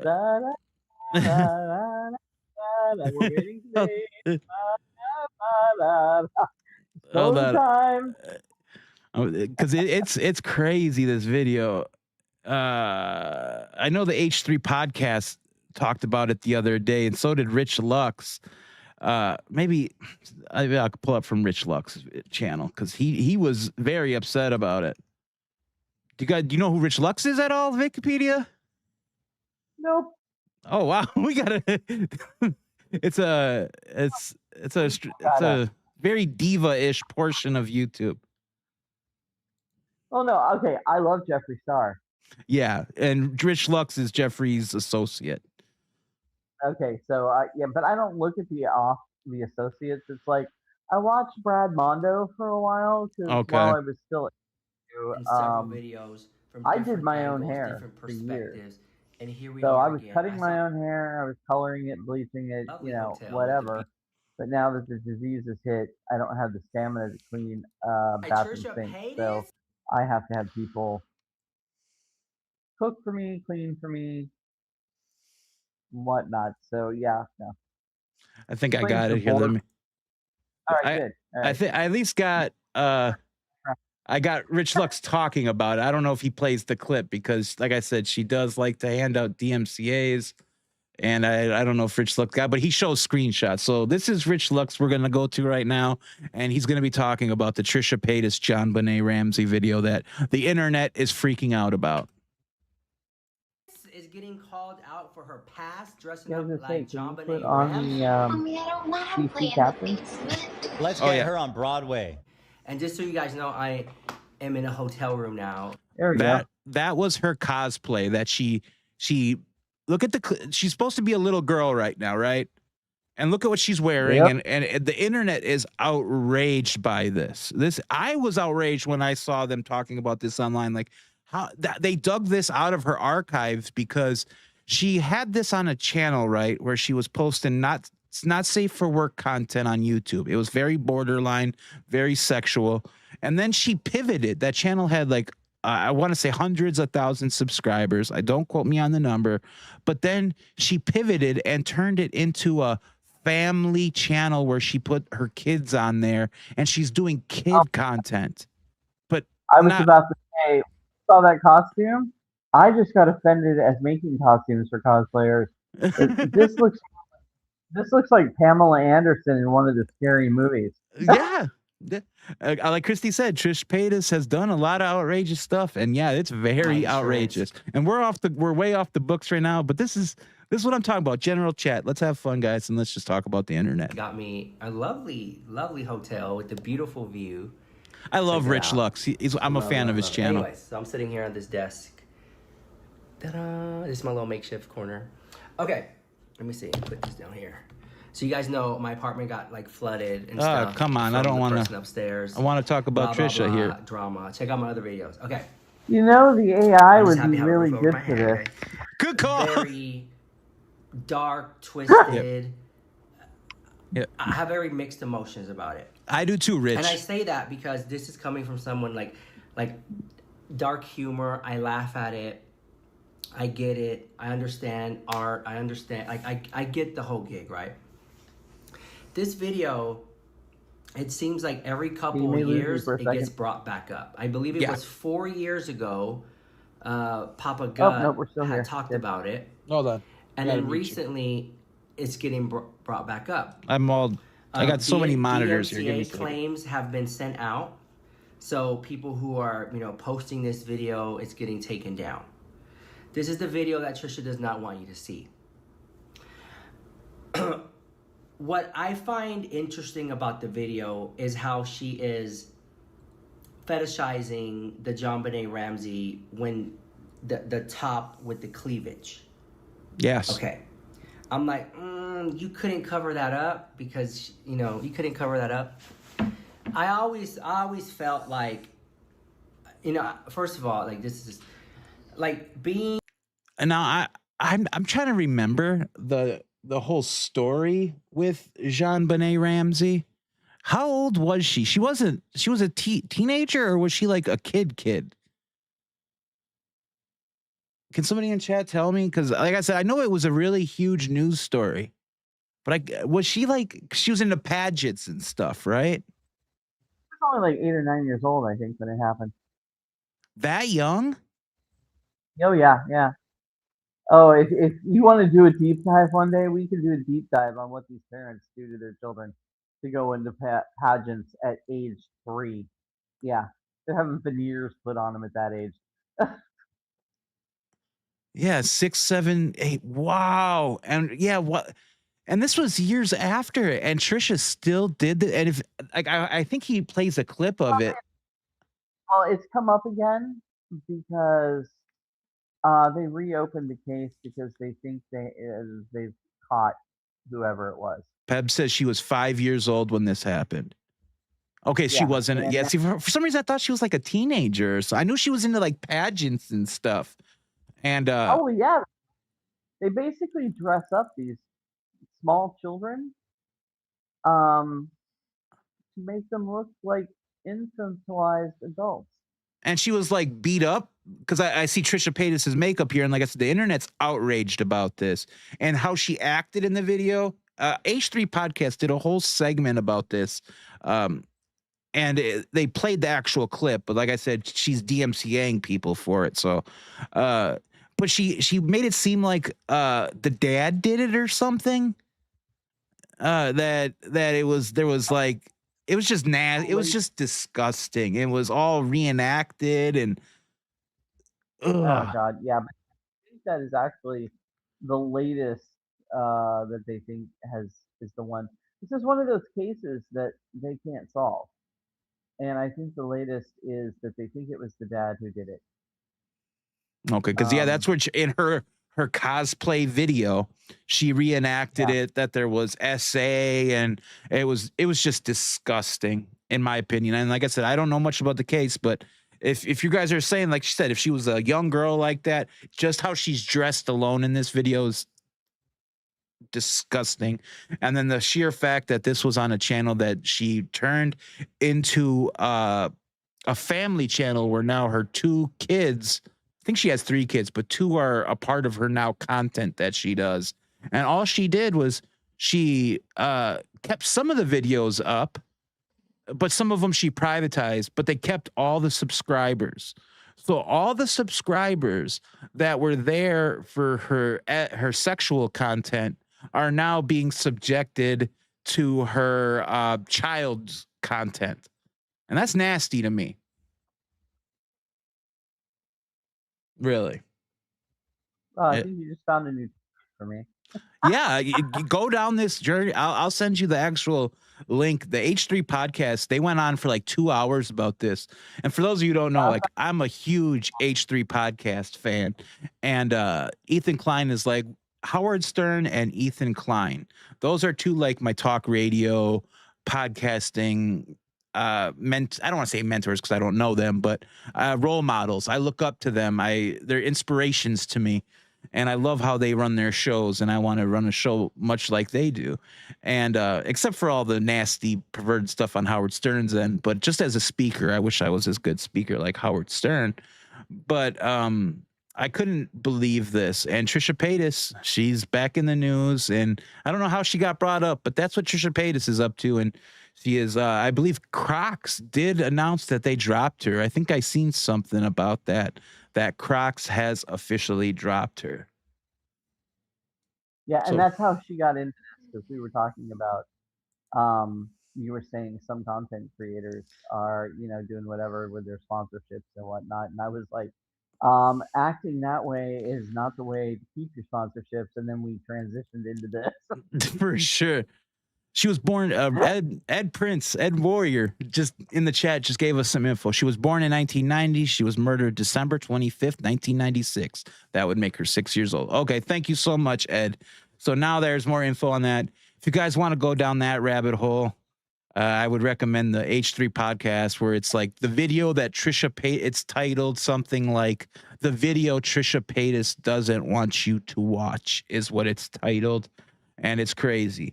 And there's one more thing while we're at it, guys. I wanted to talk about one more thing. And I'm not trying to pile on with any bullying or anything like that. But for the longest time, I was always questioning if I was in the wrong, right? I always thought, like, with everything that was going on, I would say, hey, man, did I really kind of mess up here? Hold on, I got to find this. You know what I'm going to show them right now, Vicky? The comment section. I'm not going to show them the video, but I'm going to show them the comment section. So I promoted a channel called elissaclips the other day, right? And elissaclips, she clips other channels, right? And she clips other popular streamers. And one of the streamers she recently clipped was Nick Rekieta. And Nick Rekieta had Megan Fox on. Okay? They're besties. It has been alleged that Mr. Rekieta is a secret weapon of a content creators, and wait till he starts ripping us all to shreds.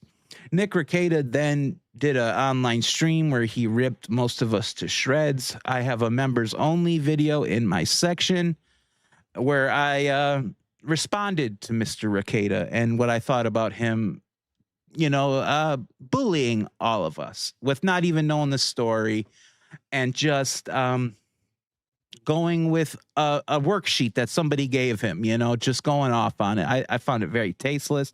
But I questioned myself many a times, like, am I in the wrong here?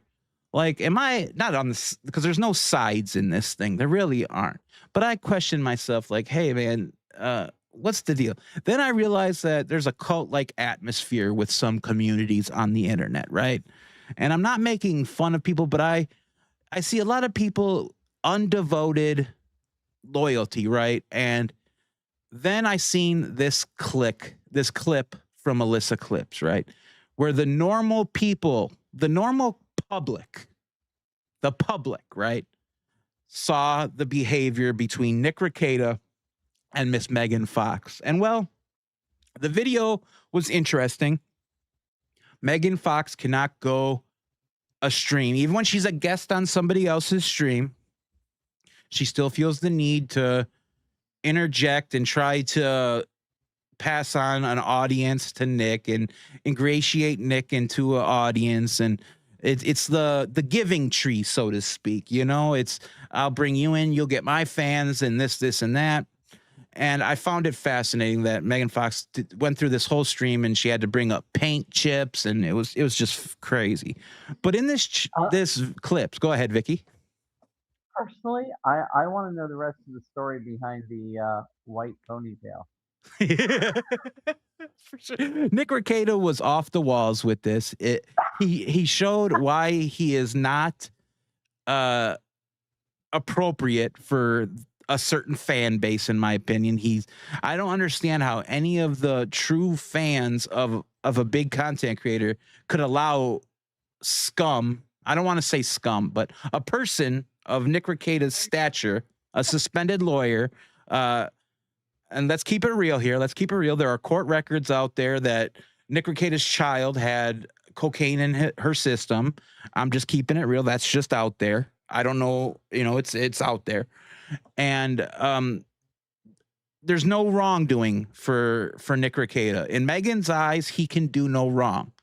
But everybody else on this side, the antis, whatever the hell that is, we could fart wrong, right? So I thought it was funny when you started reading the comments about this and the normies got involved. Oh, God, yeah. And the number one with 43 likes is his chat is now 85% wine moms. And it results in him unironically becoming one of the most gayest, borest, saddest chats that he is aware of. That's somebody's comment here, not mine, okay? That's one of them. And as you go through them here, there's quotes from the stream. Rekieta sounds like he's on the edge of drunkenness. Like he's so close to slurring his words, it's crazy. Maybe it's wet brain. I don't know. And then it says, why would a married man want to talk about what he's into sexually with another woman? Meaning Miss Fox. Hey, Lisa. It says here, there is nothing masculine about him. Okay, that's nothing. But imagine. Go ahead. That man is a porn stash. Yeah. Imagine trying to criticize anyone while looking like a dented, mid-transitioned Mr. Potato Head costume between the goofy glasses, nose, and goofy outfits, or looking like Frankenstein's monster. Wow. So I mean, like this is trolling, Vicky. This isn't going out of your way to try to ruin somebody's life. This is just this is trolling.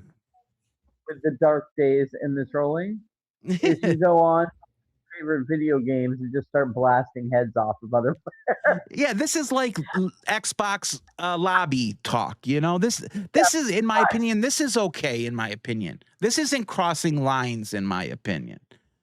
Somebody says, what the hell did I just walk into? Meaning watching those two together. I found that crazy. Then somebody said, what the fuck even is this stream? And Baldo, by the way, is Nick Rekieta. And Baldo seriously thinks he's making a comeback? Basically, this commenter is saying that Nick Rekieta is slumming it with Megan Fox. Right? I mean, that's how I think. I jumped in live when you sent me the stream. Yeah. Those were my thoughts. I'm like, what the fuck am I actually looking at? Yeah. This is, and like, I always would find myself questioning, like, am I the crazy one here? Like, I would often ask myself that.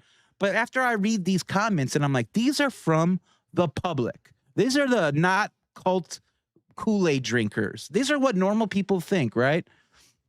Okay, and somebody so says, oh, go ahead. If you have to ask yourself if you're crazy, you're the sane one. Fair. People don't realize that. Somebody says, I have zero interest in Rekieta anymore, but have to say that the thumbnail is horrifying. And it says, when is Megan going to join him in the hot tub? I mean, seriously, Megan's a married woman. And then it says, notice. Oh, go ahead.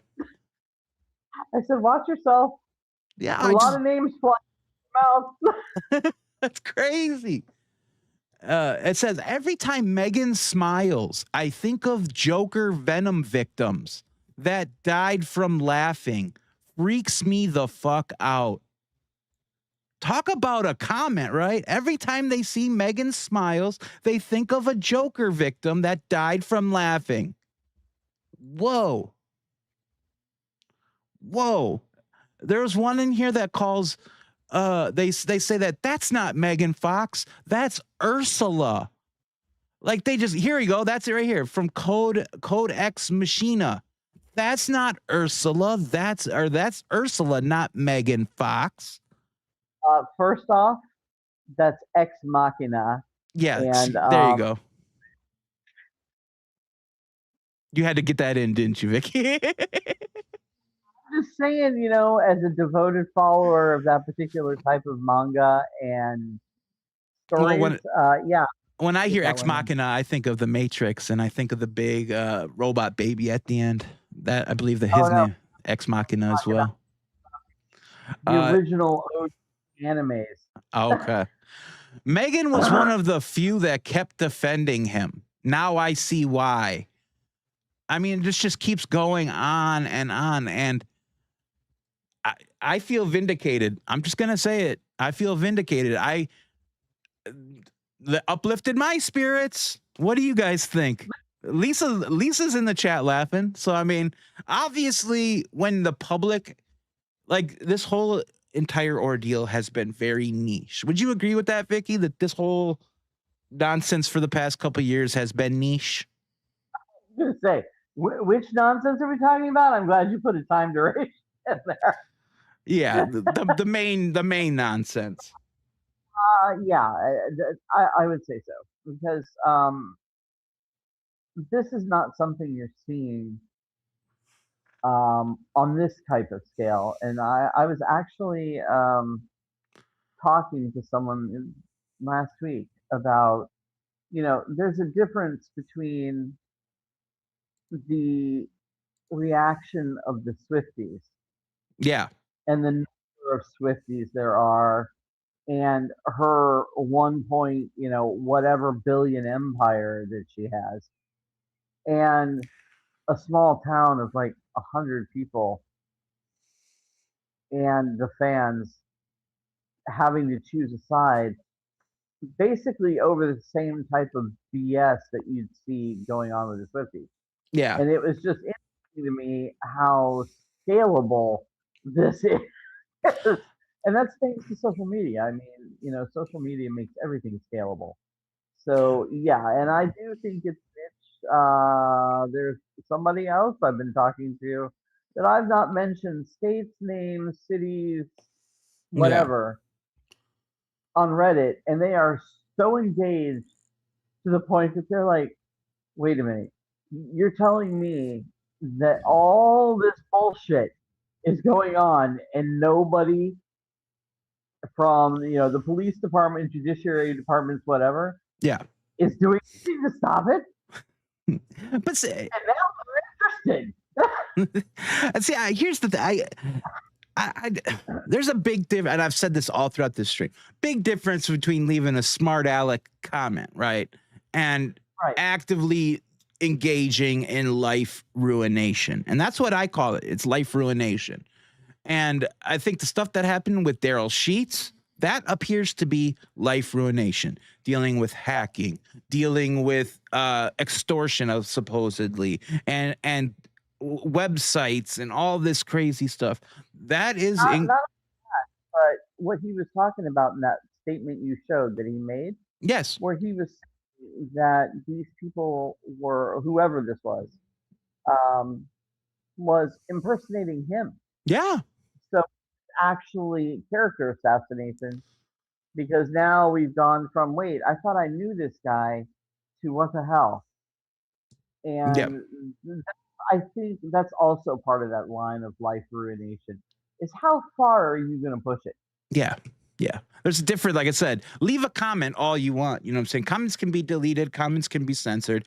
There's a finality to a comment, but engaging nonstop, relentlessly. These people that are leaving comments saying somebody looks like Ursula, they're not pulling FOIAs. They're not, you know, doing certain things. And I think that is where the line in the sand should be drawn. I think, like I said it earlier, and I'll say it again, aggravated cyberstalking. I think that needs to be a prevalent charge that, you know, after you have a developed pattern, when there's a pattern set in stone that can be identified by authority figures or law enforcement, I think that is when you should stop playing so there's not many more instances like Darrell Sheets. Agreed or not, chat? Well, I was going to say, since I can't really see the live chat, who just dropped War and Peace into the live chat? I didn't see. What did we got here? It's like a full paragraph there. Oh, I see. Christy Nunez said, Megan is like one of those fish that follow sharks around feeding off their leftovers. She will always find a new shark to follow. She's gross. And then Lisa Lee is in chat, and Lisa Lee says, by the way, after Meg airing that body cam footage and my friend seeing herself and her situation on the internet, she is now in the hospital. So we got another instance kind of like Darrell Sheets. So, you know, and like we talked to the earlier stream, I was in Lisa's chat at one point and I said, if anything ever happens to me, it is because of this. And I made it clear. And then that content creator went on his live stream on Sunday and made fun of me and called me a coward and called me every name under the sun. Right. Okay. Yeah. Look whose mouth it's coming out of. Is it worth worrying? Yeah, I hope she's all right as well, Christy. And yeah, you say to look at the mouth, but you don't understand. When I was when I was at my worst part in all this, my mind wasn't right. This man was a boogeyman to me. This man was everything. He was a manifestation, right, of everything I feared, hated, and in essence envied. Okay, you know, so it was. How exactly? I told this to you earlier in this stream, and Marla will back it up because she knows the backstory. But the 2.5 years prior to you getting involved, yeah, I was getting hacked. I was getting called out, but I never got a playground name. I don't know why. But you got called the man. You were the first man. Remember, Vicky, you were a man before Lisa was a man. Yep, I was a man, and I had cankles, which I don't have. I can show you the picture if you'd like. But no, I went through daily verbal harassment from this man, and Marla will back up that. Yeah, I have enough of a history going back to the age of 3. Yeah, that I could have very easily ended up in the hospital. For sure. And like I said, Lisa had just said in chat that squat pump, her neighbor, her friend is now there due to all of this ongoing drama. We don't know what state people's mental health are in. My thoughts and prayers are with Miss Squat Pump, as it were. You're not the only one that was on the edge at some point during this. So hospitalizations aren't fun. None of this is fun. Don't make assumptions about me either. I would never. I get because, you know, I see people, even Robbie said it the other day. He was like, he has no respect for suicide and this and that. And I understand that. And like I said, in an ideal world, that it is a coward's way out. It really is a coward's way out. And I'm the same way, and the community that I'm involved with now because of my disease. Yeah. And the chronic pain and just the progression of your quality of life. I have to now sit and watch in memoriam posts put up in these groups and people discussing, does anybody know someone who will help me end my life because I can't take the pain anymore. And it is a very sobering moment when you have to stop and think. See you later, Pebs. Yeah.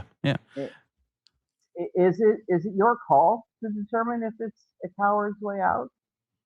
You know, you don't know what that person's going through. That's what I was saying. That's basically what I was trying to hit.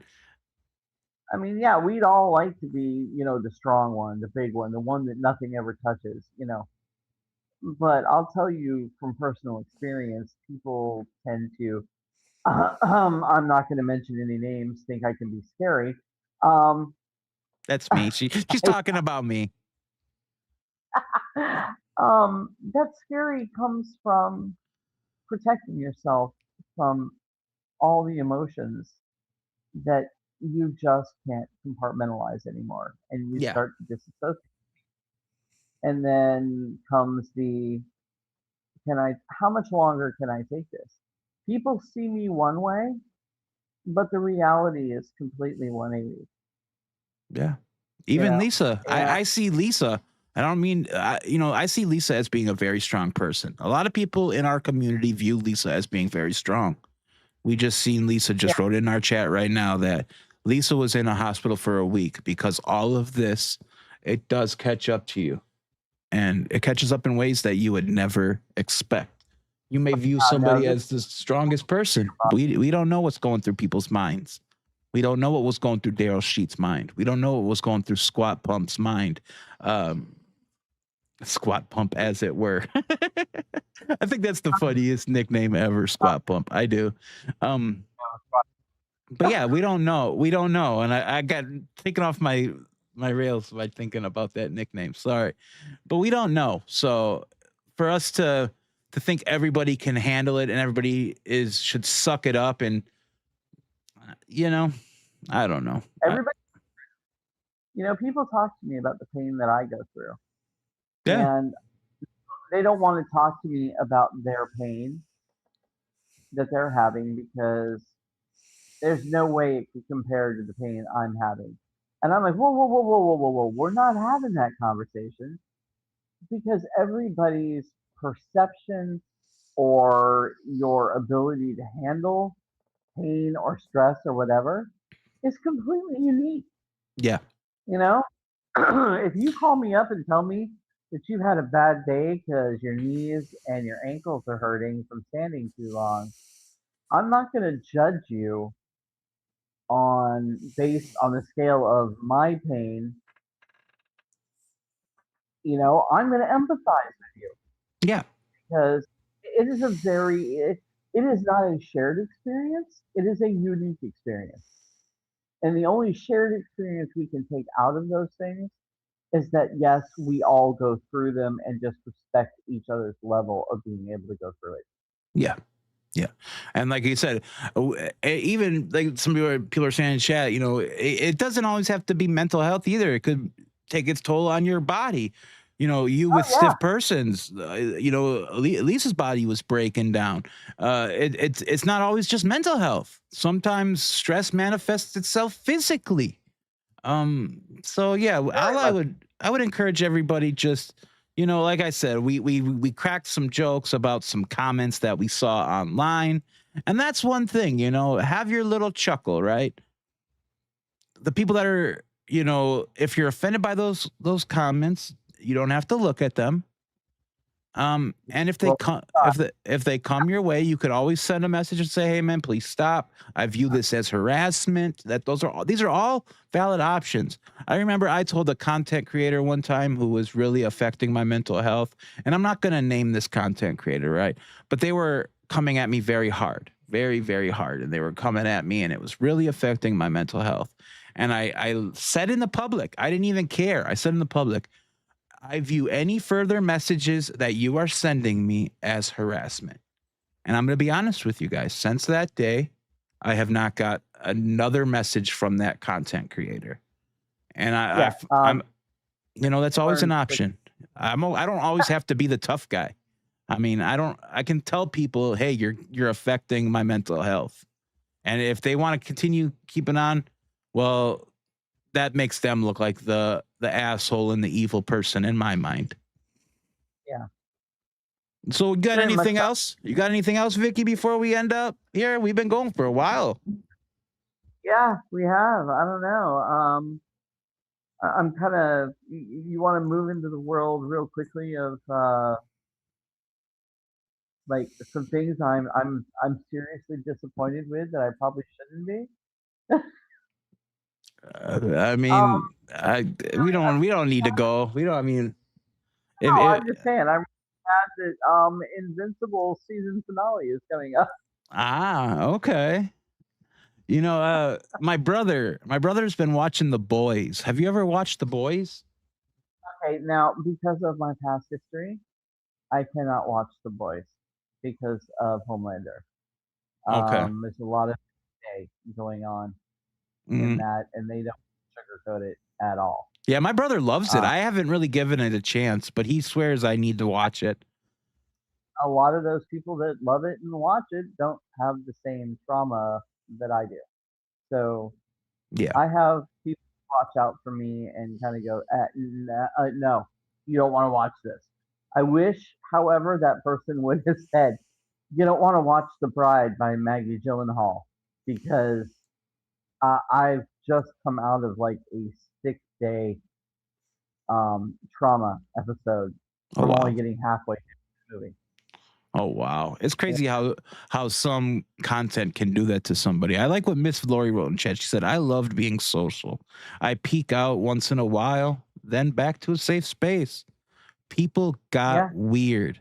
Recovering from cyber harassment is different. It's fighting the invisible. It's an unreal world." I think that is so poetic, and it really sums up a lot of people's lives, and I can relate to that, Miss Lori. And you really have a way with words. Yeah, that was poignant, and I think one of the things to keep in mind, I think YouTube, while along with the internet, because I was there when the internet started. Yeah. People, how old I am? Screw you. What's your 14 baud modem? Yeah.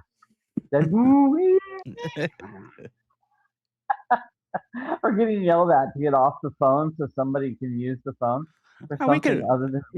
We can wrap up. Oh yeah, I thought you were being serious, but yeah, I remember those days. Yeah, so in those days, we didn't really have an experience of making our world tiny. Yeah. With the internet has reduced the size of our world to a pinhead.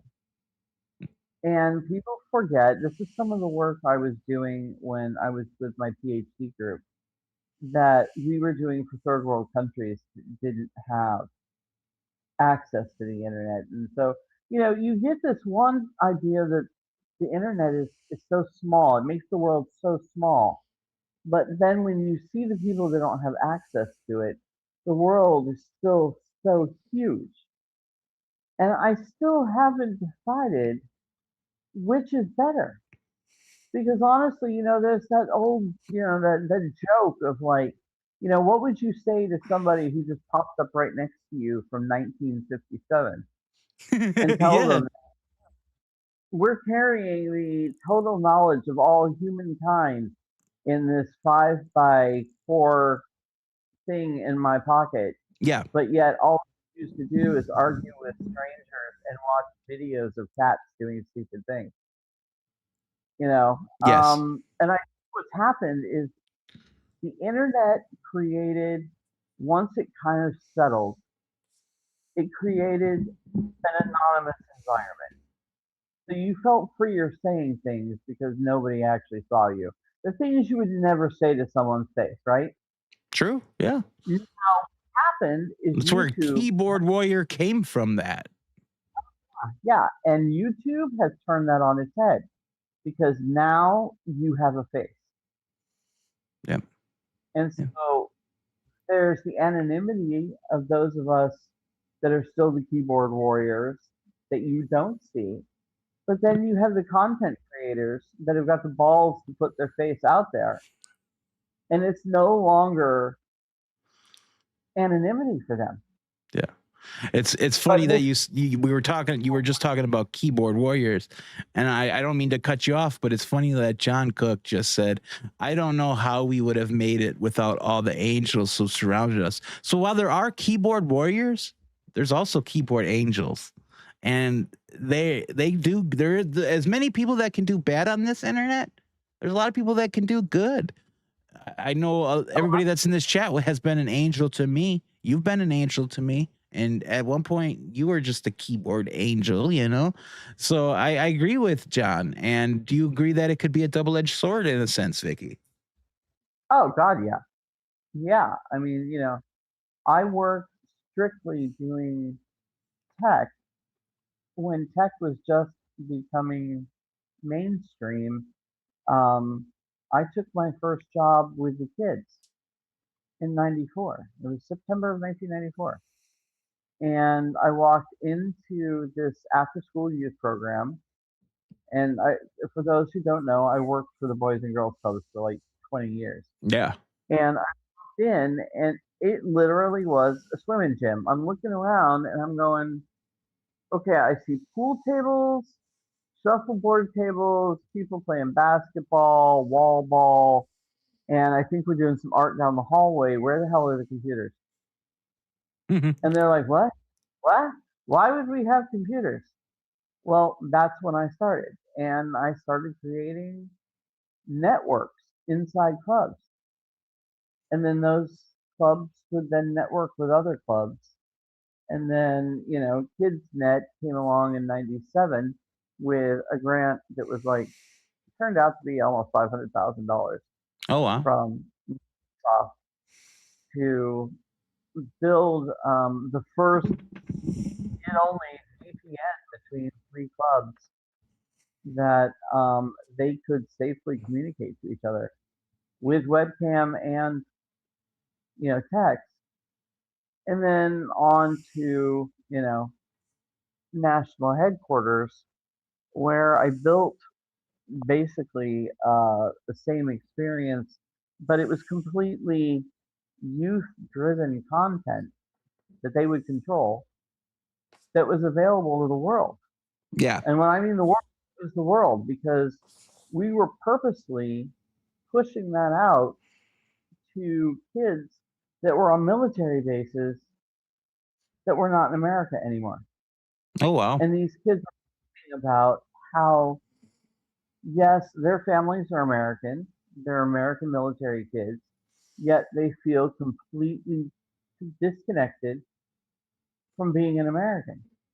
Yeah. And being able to then, you know, have conversations with kids that are still in the United States that are their age, or be able to, you know, see content or whatever that would interest them, gave them a sense where they weren't homesick anymore.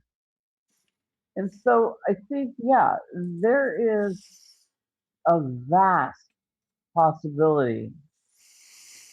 In fact, thinking in my mind now, the largest, when you were talking about double-edged sword, what is evil and what is good, can the internet, can YouTube do good? Yeah. Let's see Khan Academy. I remember when Khan Academy was three people, one of them being, what was her name? Who just sat there with a marker and really cutely made camera down, answering your math questions through cartoons and a Sharpie. And now it's blown up so much and getting so much backing that teachers in schools are going, yeah, if you need some help with your homework, go log into Khan Academy on YouTube. So yes, I think it has very, very much the capability of, I'd like to say, I truly, truly hope it outbalances capability with its ability for than the evil that goes on there. For sure. For sure. Wow, that was pretty in depth and powerful. Vicky, did you watch that clip I sent you from Robbie's stream? Actually, I started watching Robbie's stream. I just put it up on my TV. It was pretty good, right? Yeah, so yeah, it was pretty good. I'm like, the hell is going on? I started speaking about it at the beginning of the stream, and I got thrown off my path. And I never heard Robbie talk about this lawsuit or any of this bullshit on his YouTube channel. It was kind of like a no talk space. It was off limits. And I hope he don't mind me playing this. And I know the audio is off a little bit because I had to make some edits just because I'm not about the drama. I'm not about the bullshit. But the good news is changes are taking place for all of us that are dismissed from this lawsuit. We're all ready to move forward and put this behind us. Robbie has been offered 2 shows on one on HBO, I believe, and then one with another big wildlife creator. Yeah, I'm very, very for him that's coming around for him. Yeah, and I pulled the clip where he spoke about this, and I really hope he don't mind me playing this short little clip. But he said a lot here, and well, I don't harbor hate or resentment. A lot of the stuff that Robbie said here, I could agree with. And I just wanted to play this because I was surprised to see, first of all, Robbie in person, but Robbie in person talking about this. So let's hear what Robbie had to say. And like I said, the audio is a little off because I screen capped it from my phone and did some stuff, and it was a late edit. So here, but listen to this, guys. I thought it was interesting.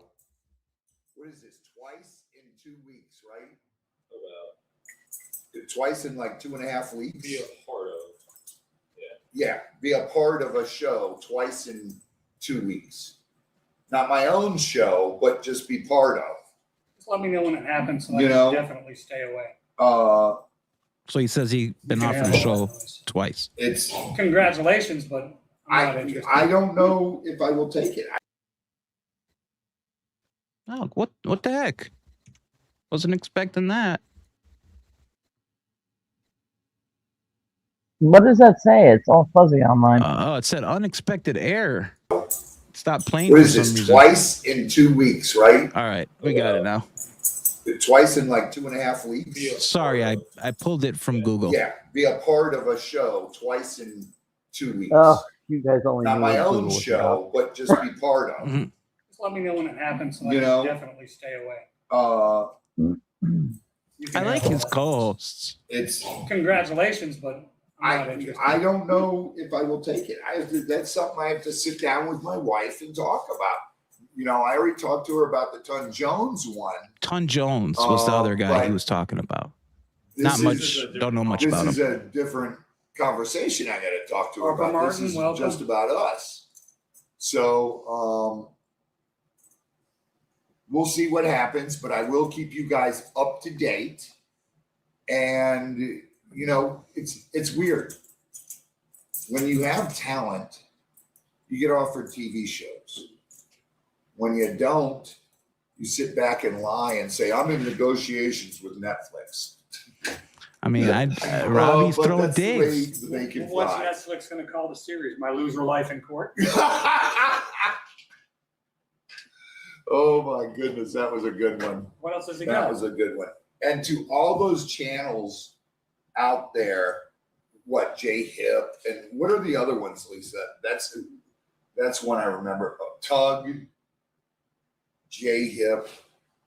What are the other ones, Lisa? There's. He's calling for Lisa. Fox one. And thank you. Vag and that Georgie, Mr. Coop, Megan Fox, Radis, D spills the tea. There's Lisa did a whole tree with all these. Lisa did do a whole tree about this. It's just funny. Like Robbie just catches stuff from being on Lisa's stream, but it shows you he's absorbing it. He's absorbing it.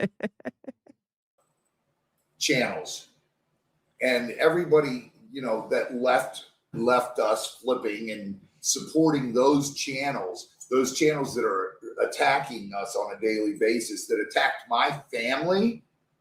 You know, My family I gotta tell you, for those Lisa's family, Robbie's Ray's family, guys, and the Megan Fox and the Tugs, and everybody who just did that to go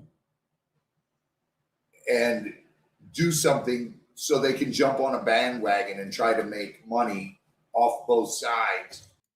And I think that boils down to a lot of it. And I agreed with that.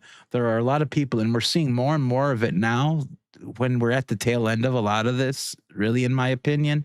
At least if it was a mountain, we're over the hump, in my opinion, you know.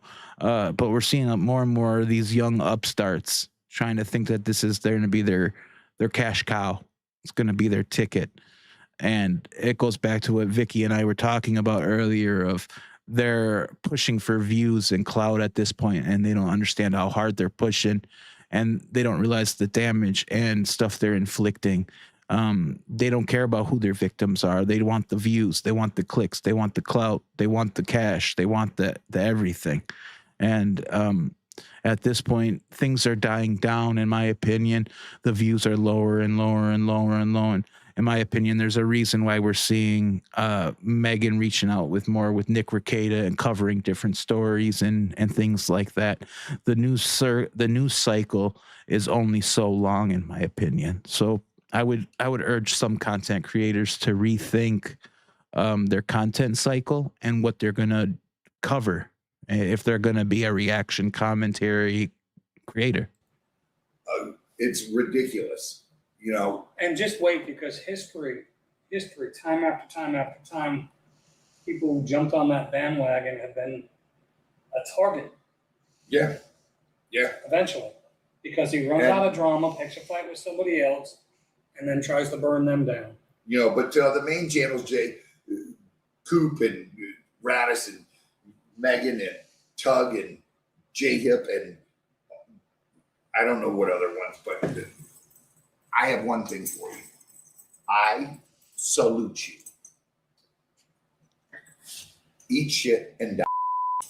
How many other YouTubers has he burned just to get attention? It's amazing. It's amazing. Christine Dyer, thank you very much, honey. It's you know, I can't stand all those channels. Those channels all attacked my family. And, you know, they ran with the blue tape stuff with my daughter. They ran with my wife's thing. They attacked Z-Dog. They attacked Cass. They just lied. You know, it's funny. As this stuff is going on, and I don't mean to get emotional, but as this stuff is going on, you really don't catalog it like that.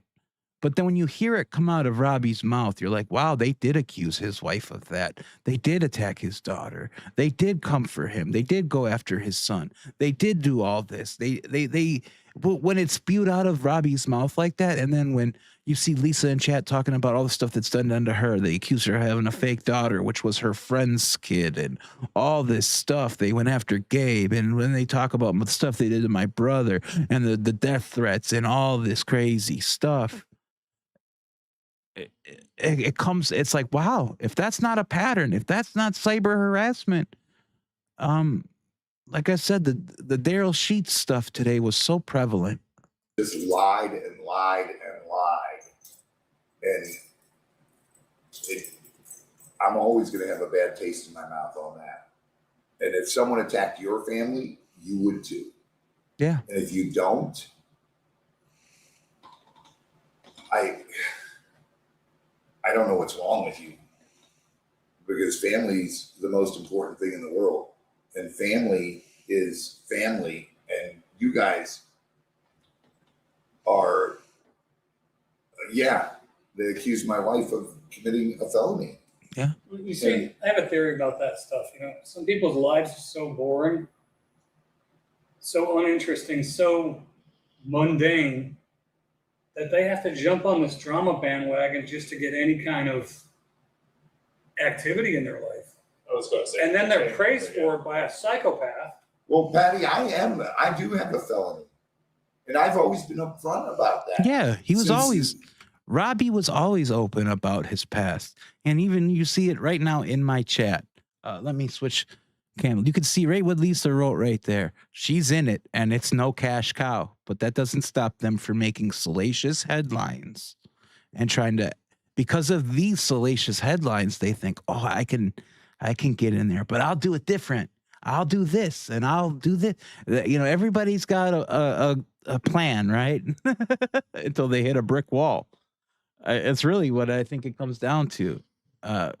And he goes on and he says a few other things, but Robbie's never hit anything. But I thought that was so crazy to see Robbie on his stream talking about this. And he was happy for the dismissal, just as happy as I was, just as happy as Lisa was, just as happy as everybody was. I'm sure Ray Bonecrusher, the one who's probably got the I should say he's probably stronger than all of us, but he's got the most age on all of us. We're all happy to be done with it. And one theme that you're hearing from all of these channels, Lisa, me, Robbie, everybody, we're all ready to move on. Changes. We're all ready to move forward. While there's still Richard Luthman, there's still Michelle and John. Well, John's only got one left, I think. There's still aspects to this. The majority of it can seriously, in my opinion, get put to bed. I think most of us are ready to move forward. I know Ray wants to look forward to his vacation. He wants to look forward to meeting people and moving on and doing content that way. And all of us see a future now, and it's a happier future. It's a future with a lot less stress.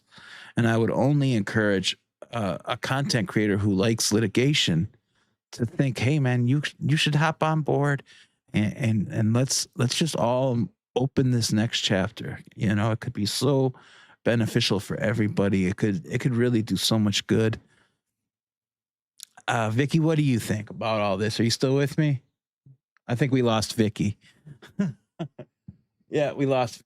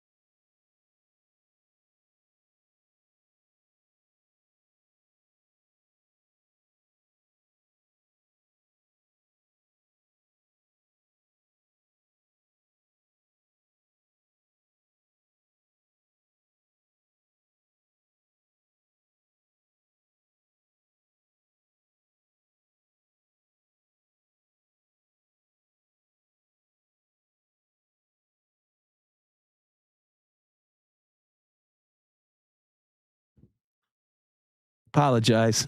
I muted. I said we lost. I don't know if you guys heard me. We lost VickiPedia. She's out, so she can't say goodbye. But I think a lot of us are ready to just move on. We're all ready to move forward. Hopefully you guys, I don't know how long I was out for. There's 2 people left, you know, Luthman and Miss Preston. John's left in another lawsuit.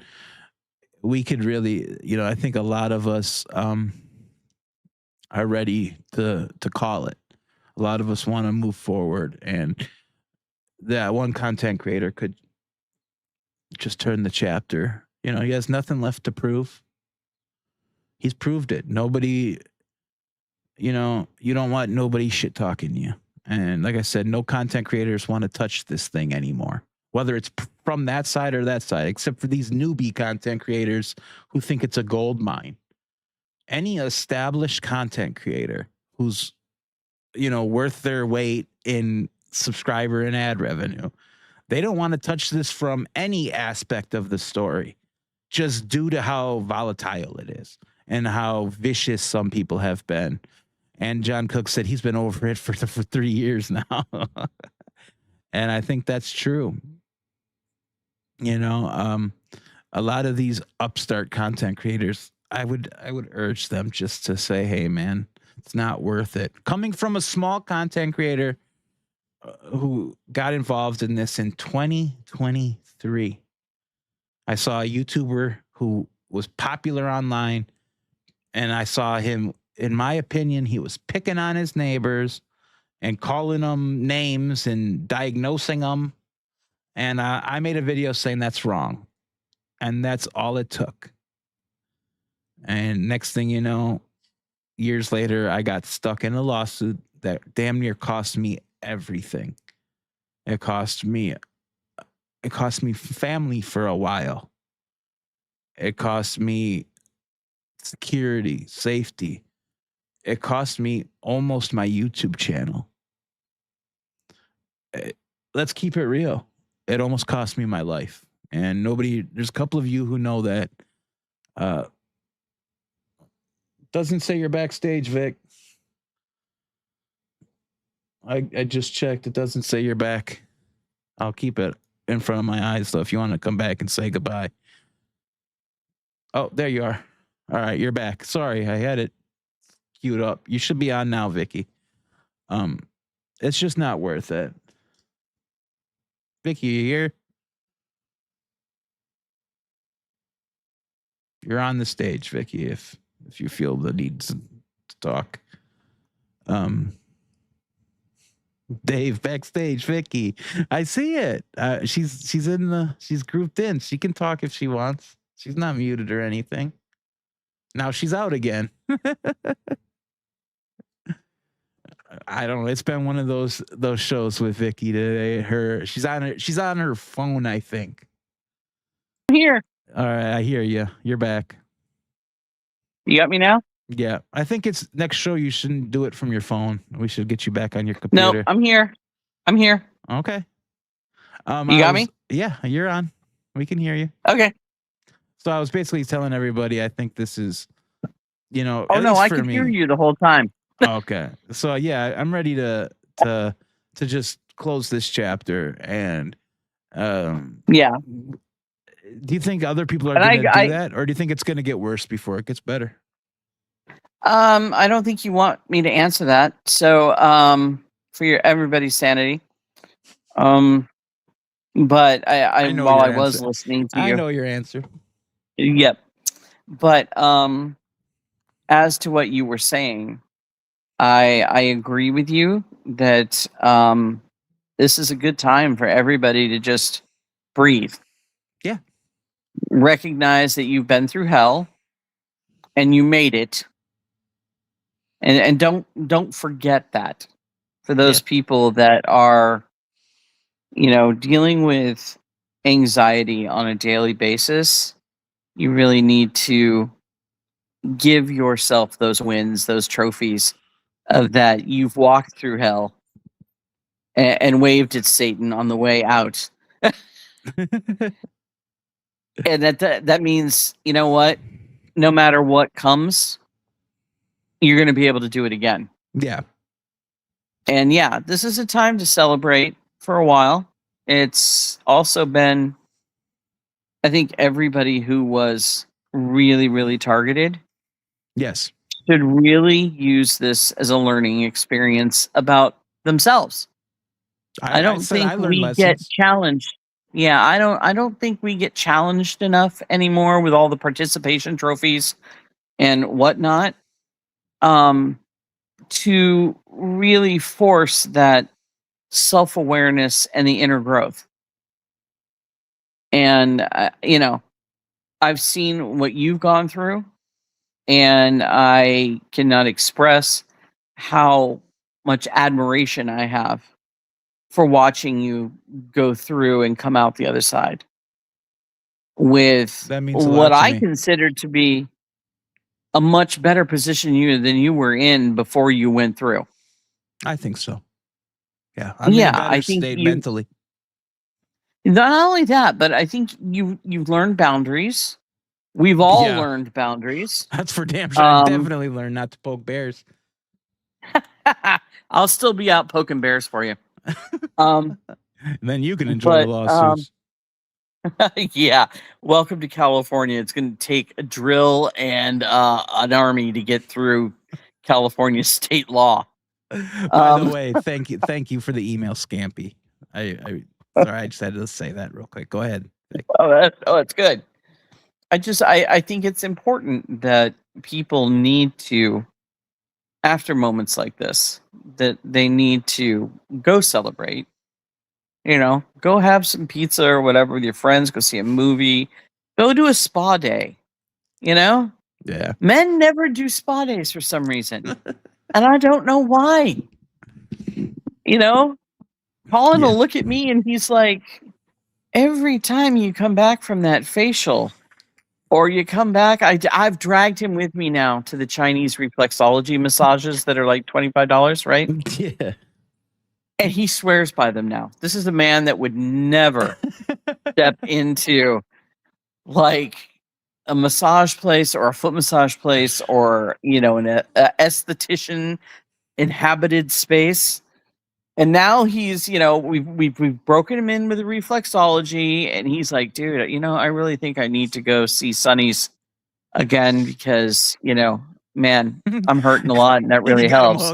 He's hooked. I got him hooked, and now, I come out from the facials, and the facials, because of my body, I can't be massaged, so because it activates my muscles.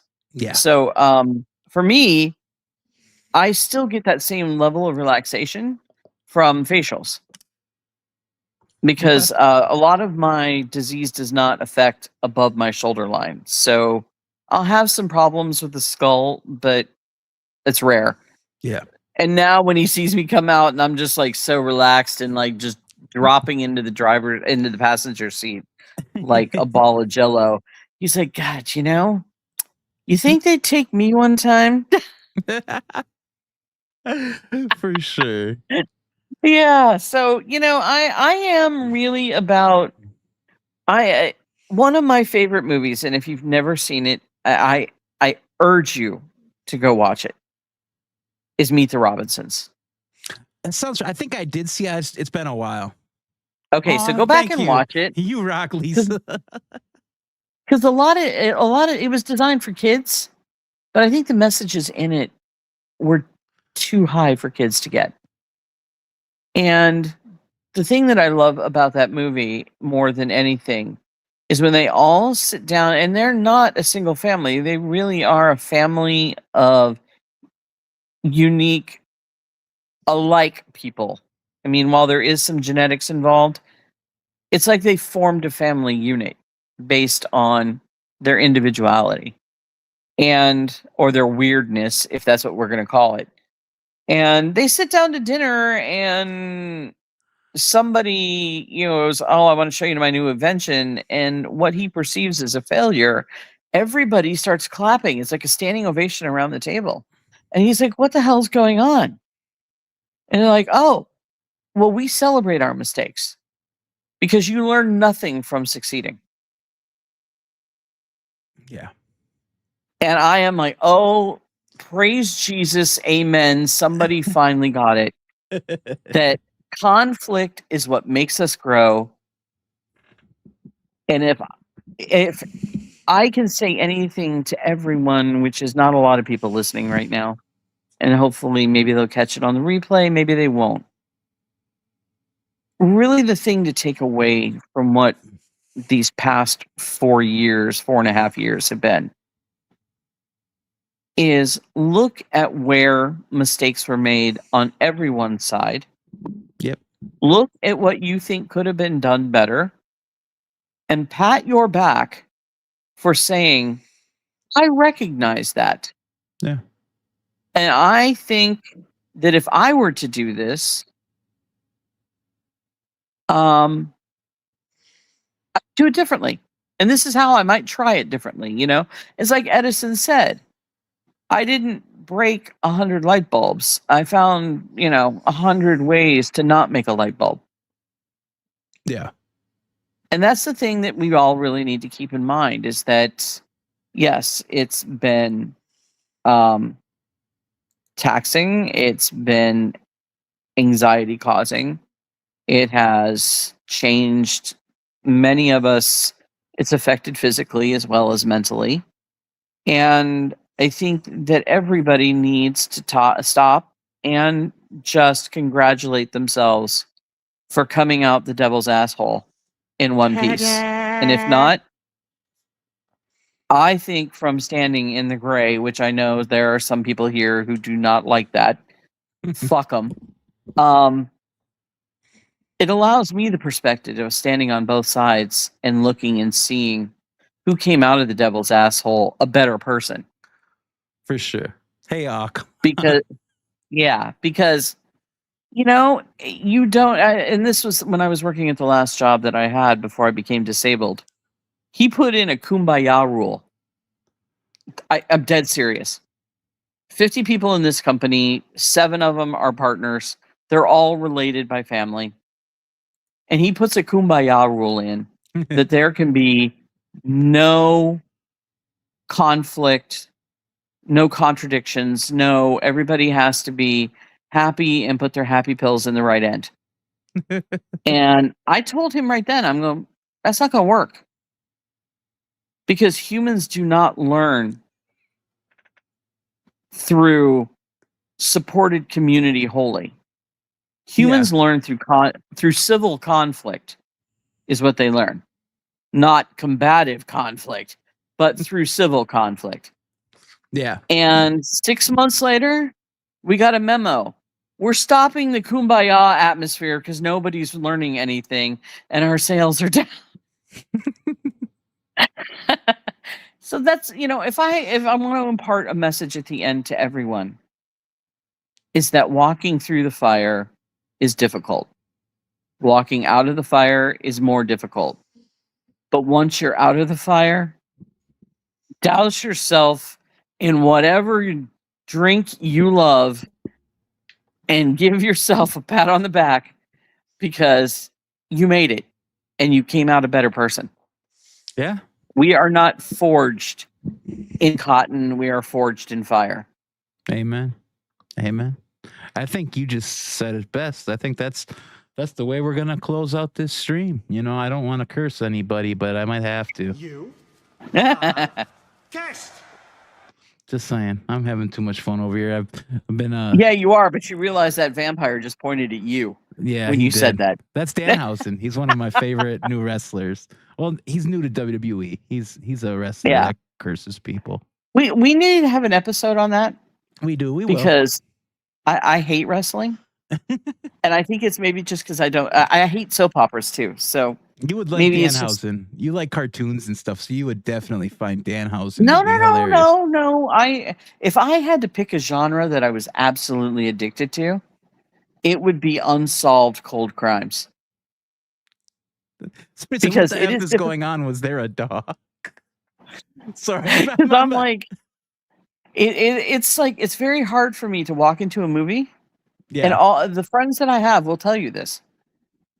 I walk into a movie and 5 minutes into the movie, I already know the end. Yeah. And that's disappointing for me.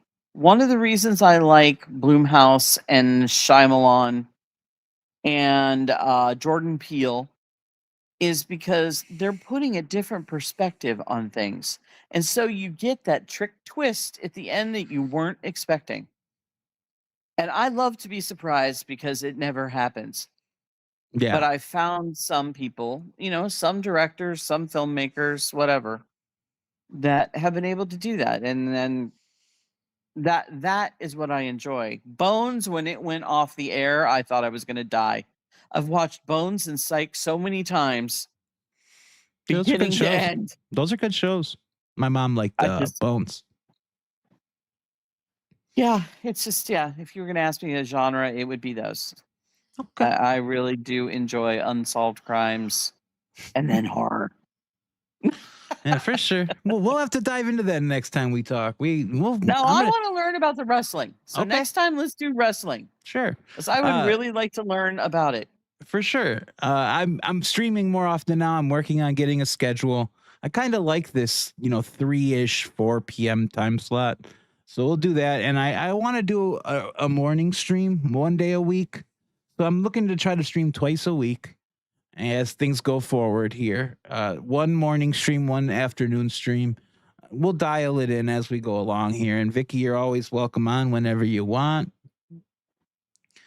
So he says, "Oh my God, Dave, I would wish you were like closer." to really see you do another Starbucks. I liked it. I liked going out. I'm going to be doing more in public. As a matter of fact, I was just tinkering with this. I got a gimbal and I got Ace Pro 2, and I'm just got to get the adapter so I can use them together. And I'm going to be doing more in public. But the thing that sucked about Starbucks is, unless if I got my good microphone, you can hear all the background noise. So it sucks when they're calling out orders and stuff. So when the weather gets nicer, I can go to Starbucks and I can go out on the deck and I could do it outside. Well, I was going to say, do you hear the noise coming from my house? No. Oh, yeah. I got fans, cats, people screaming. At the beginning of the stream, you sounded a little bit muffled, but I think that was because you were real close to your phone. Yeah, well, no, it was because I was really close to my mic, which was on my shirt, which I moved. Okay. So, yeah, because somebody was saying you sounded a little muffled, and I heard a little bit of it, but you were still, I could still hear you. But I think I took you by surprise. Mics. Yeah, you said for that. $6.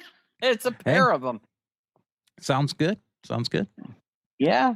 Like I said, I would really like to see you out in public again. Just don't be one of those annoying influencers that's shoving microphones in people's faces. No. God. No, that'll never be me. See you out and about. Yeah, I plan on doing more of that. And like I said, now I swear to you guys, I was just waiting for all this stuff to wrap up. You know, it was so much on my, like I said, how many times did I almost quit? Yeah, I imagine. I was going to quit YouTube and I was going to quit doing everything. And now I can get back to doing what makes me happy. And that's making videos, tinkering in this studio and all that stuff. So we're going to do a morning stream, an afternoon stream. And then, like I said, you'll see me out and about. I'm going to do other videos, but Milltown's best, man. Now that there's no legal nonsense over my head, I'm ready to start knocking this thing out of the park. Yeah, are we going back to Superpedia? Yeah. At all? Yeah. Yep. Or is that a dead cause in a coffin? No, we're definitely going to keep doing that. It's just okay, cool. All right. It's got to be scheduled. Everything's got to be scheduled. And like I said, when you're dealing with like depression and stuff, it's like nothing is. It's so hard with schedules and then when nothing's worse when you feel like you have to like mask and turn it on and you're just like I don't have it in me, but so it's like it's been easier for me just to like withdraw. And I told you all this, like I've just been withdrawing from a lot, like but I think here's a question for you. Yeah. Does it ever sound like I'm masking? We'll talk about this off air. Okay, because I was just gonna say, I have been diagnosed with major depression. Yeah. So along with a few other things that might be scary to people, but but see that's the thing is, as long as if you know about it and if you're in therapy and if you're doing the proper steps, you can know certain things about yourself and you can realize when these things are happening, and then you can implement protocols and you can realize what's going on. And what sucked for me is when all this was going on, I have a real close relationship with my brother. And when everything happened with this lawsuit, we were not getting along. He didn't like the fact it really interfered with your family, and I know that really hurt you. It caused me a lot, and I wasn't around my family for a long time, and it wasn't around. It was just bad. And that's another thing. When I talk about lessons learned, I learned when my brother's sitting there giving me advice and he's saying, "Hey man, stop doing this, stop doing this." It's not because he's jealous or anything like that. It's because he sees so many steps ahead in so many instances. And if you talk to my brother, he'll say that he saw this whole thing coming a mile away. You know what I'm saying? And is your brother a Capricorn? January is his birthday, so late January. So. Oh no, that would make him Aquarius. Aquarius. Yeah, I knew it was with an A. It's Aquarius. Yeah, it's red. I know his birthstone's red. Yeah, it's Aquarius. And so I'm just at this point where things are better. I have access to my studio. It's nice that when I didn't have full access to it, he still let me keep everything here. He let me leave it. You know, it was dusty as shit, but I mean, it's Flipper. But I'm at this point now where things are good, and I'm ready to get back to the content. And Well, I'm ready glad hear that, to and I do know content that's appropriate. I'm not trying to I was do. gonna say you have an audience waiting for you. Yeah, I'm not trying to do gotcha content. I don't want to ruin people's lives. I don't want to Right. call people out. You get what I'm saying? I'm not Yeah. my. No, I know. And you need to do you and not make other people happy. You need to do what makes you happy. And that's the truth. With all that being said, guys, I think we've been going here 2 hours 57 minutes. Holy cow! Thank you all so That's much. because I have no one but cats to talk to. I appreciate you hopping on. I appreciate you joining me. I know everybody listening appreciates. If you guys could please like the stream. Thank you to everybody that helped support and donate to the channel today. That really helps. Milltown's Best is back, guys. Thank you so much, Vicky. And I'll see you guys later. Bye. Bye, guys.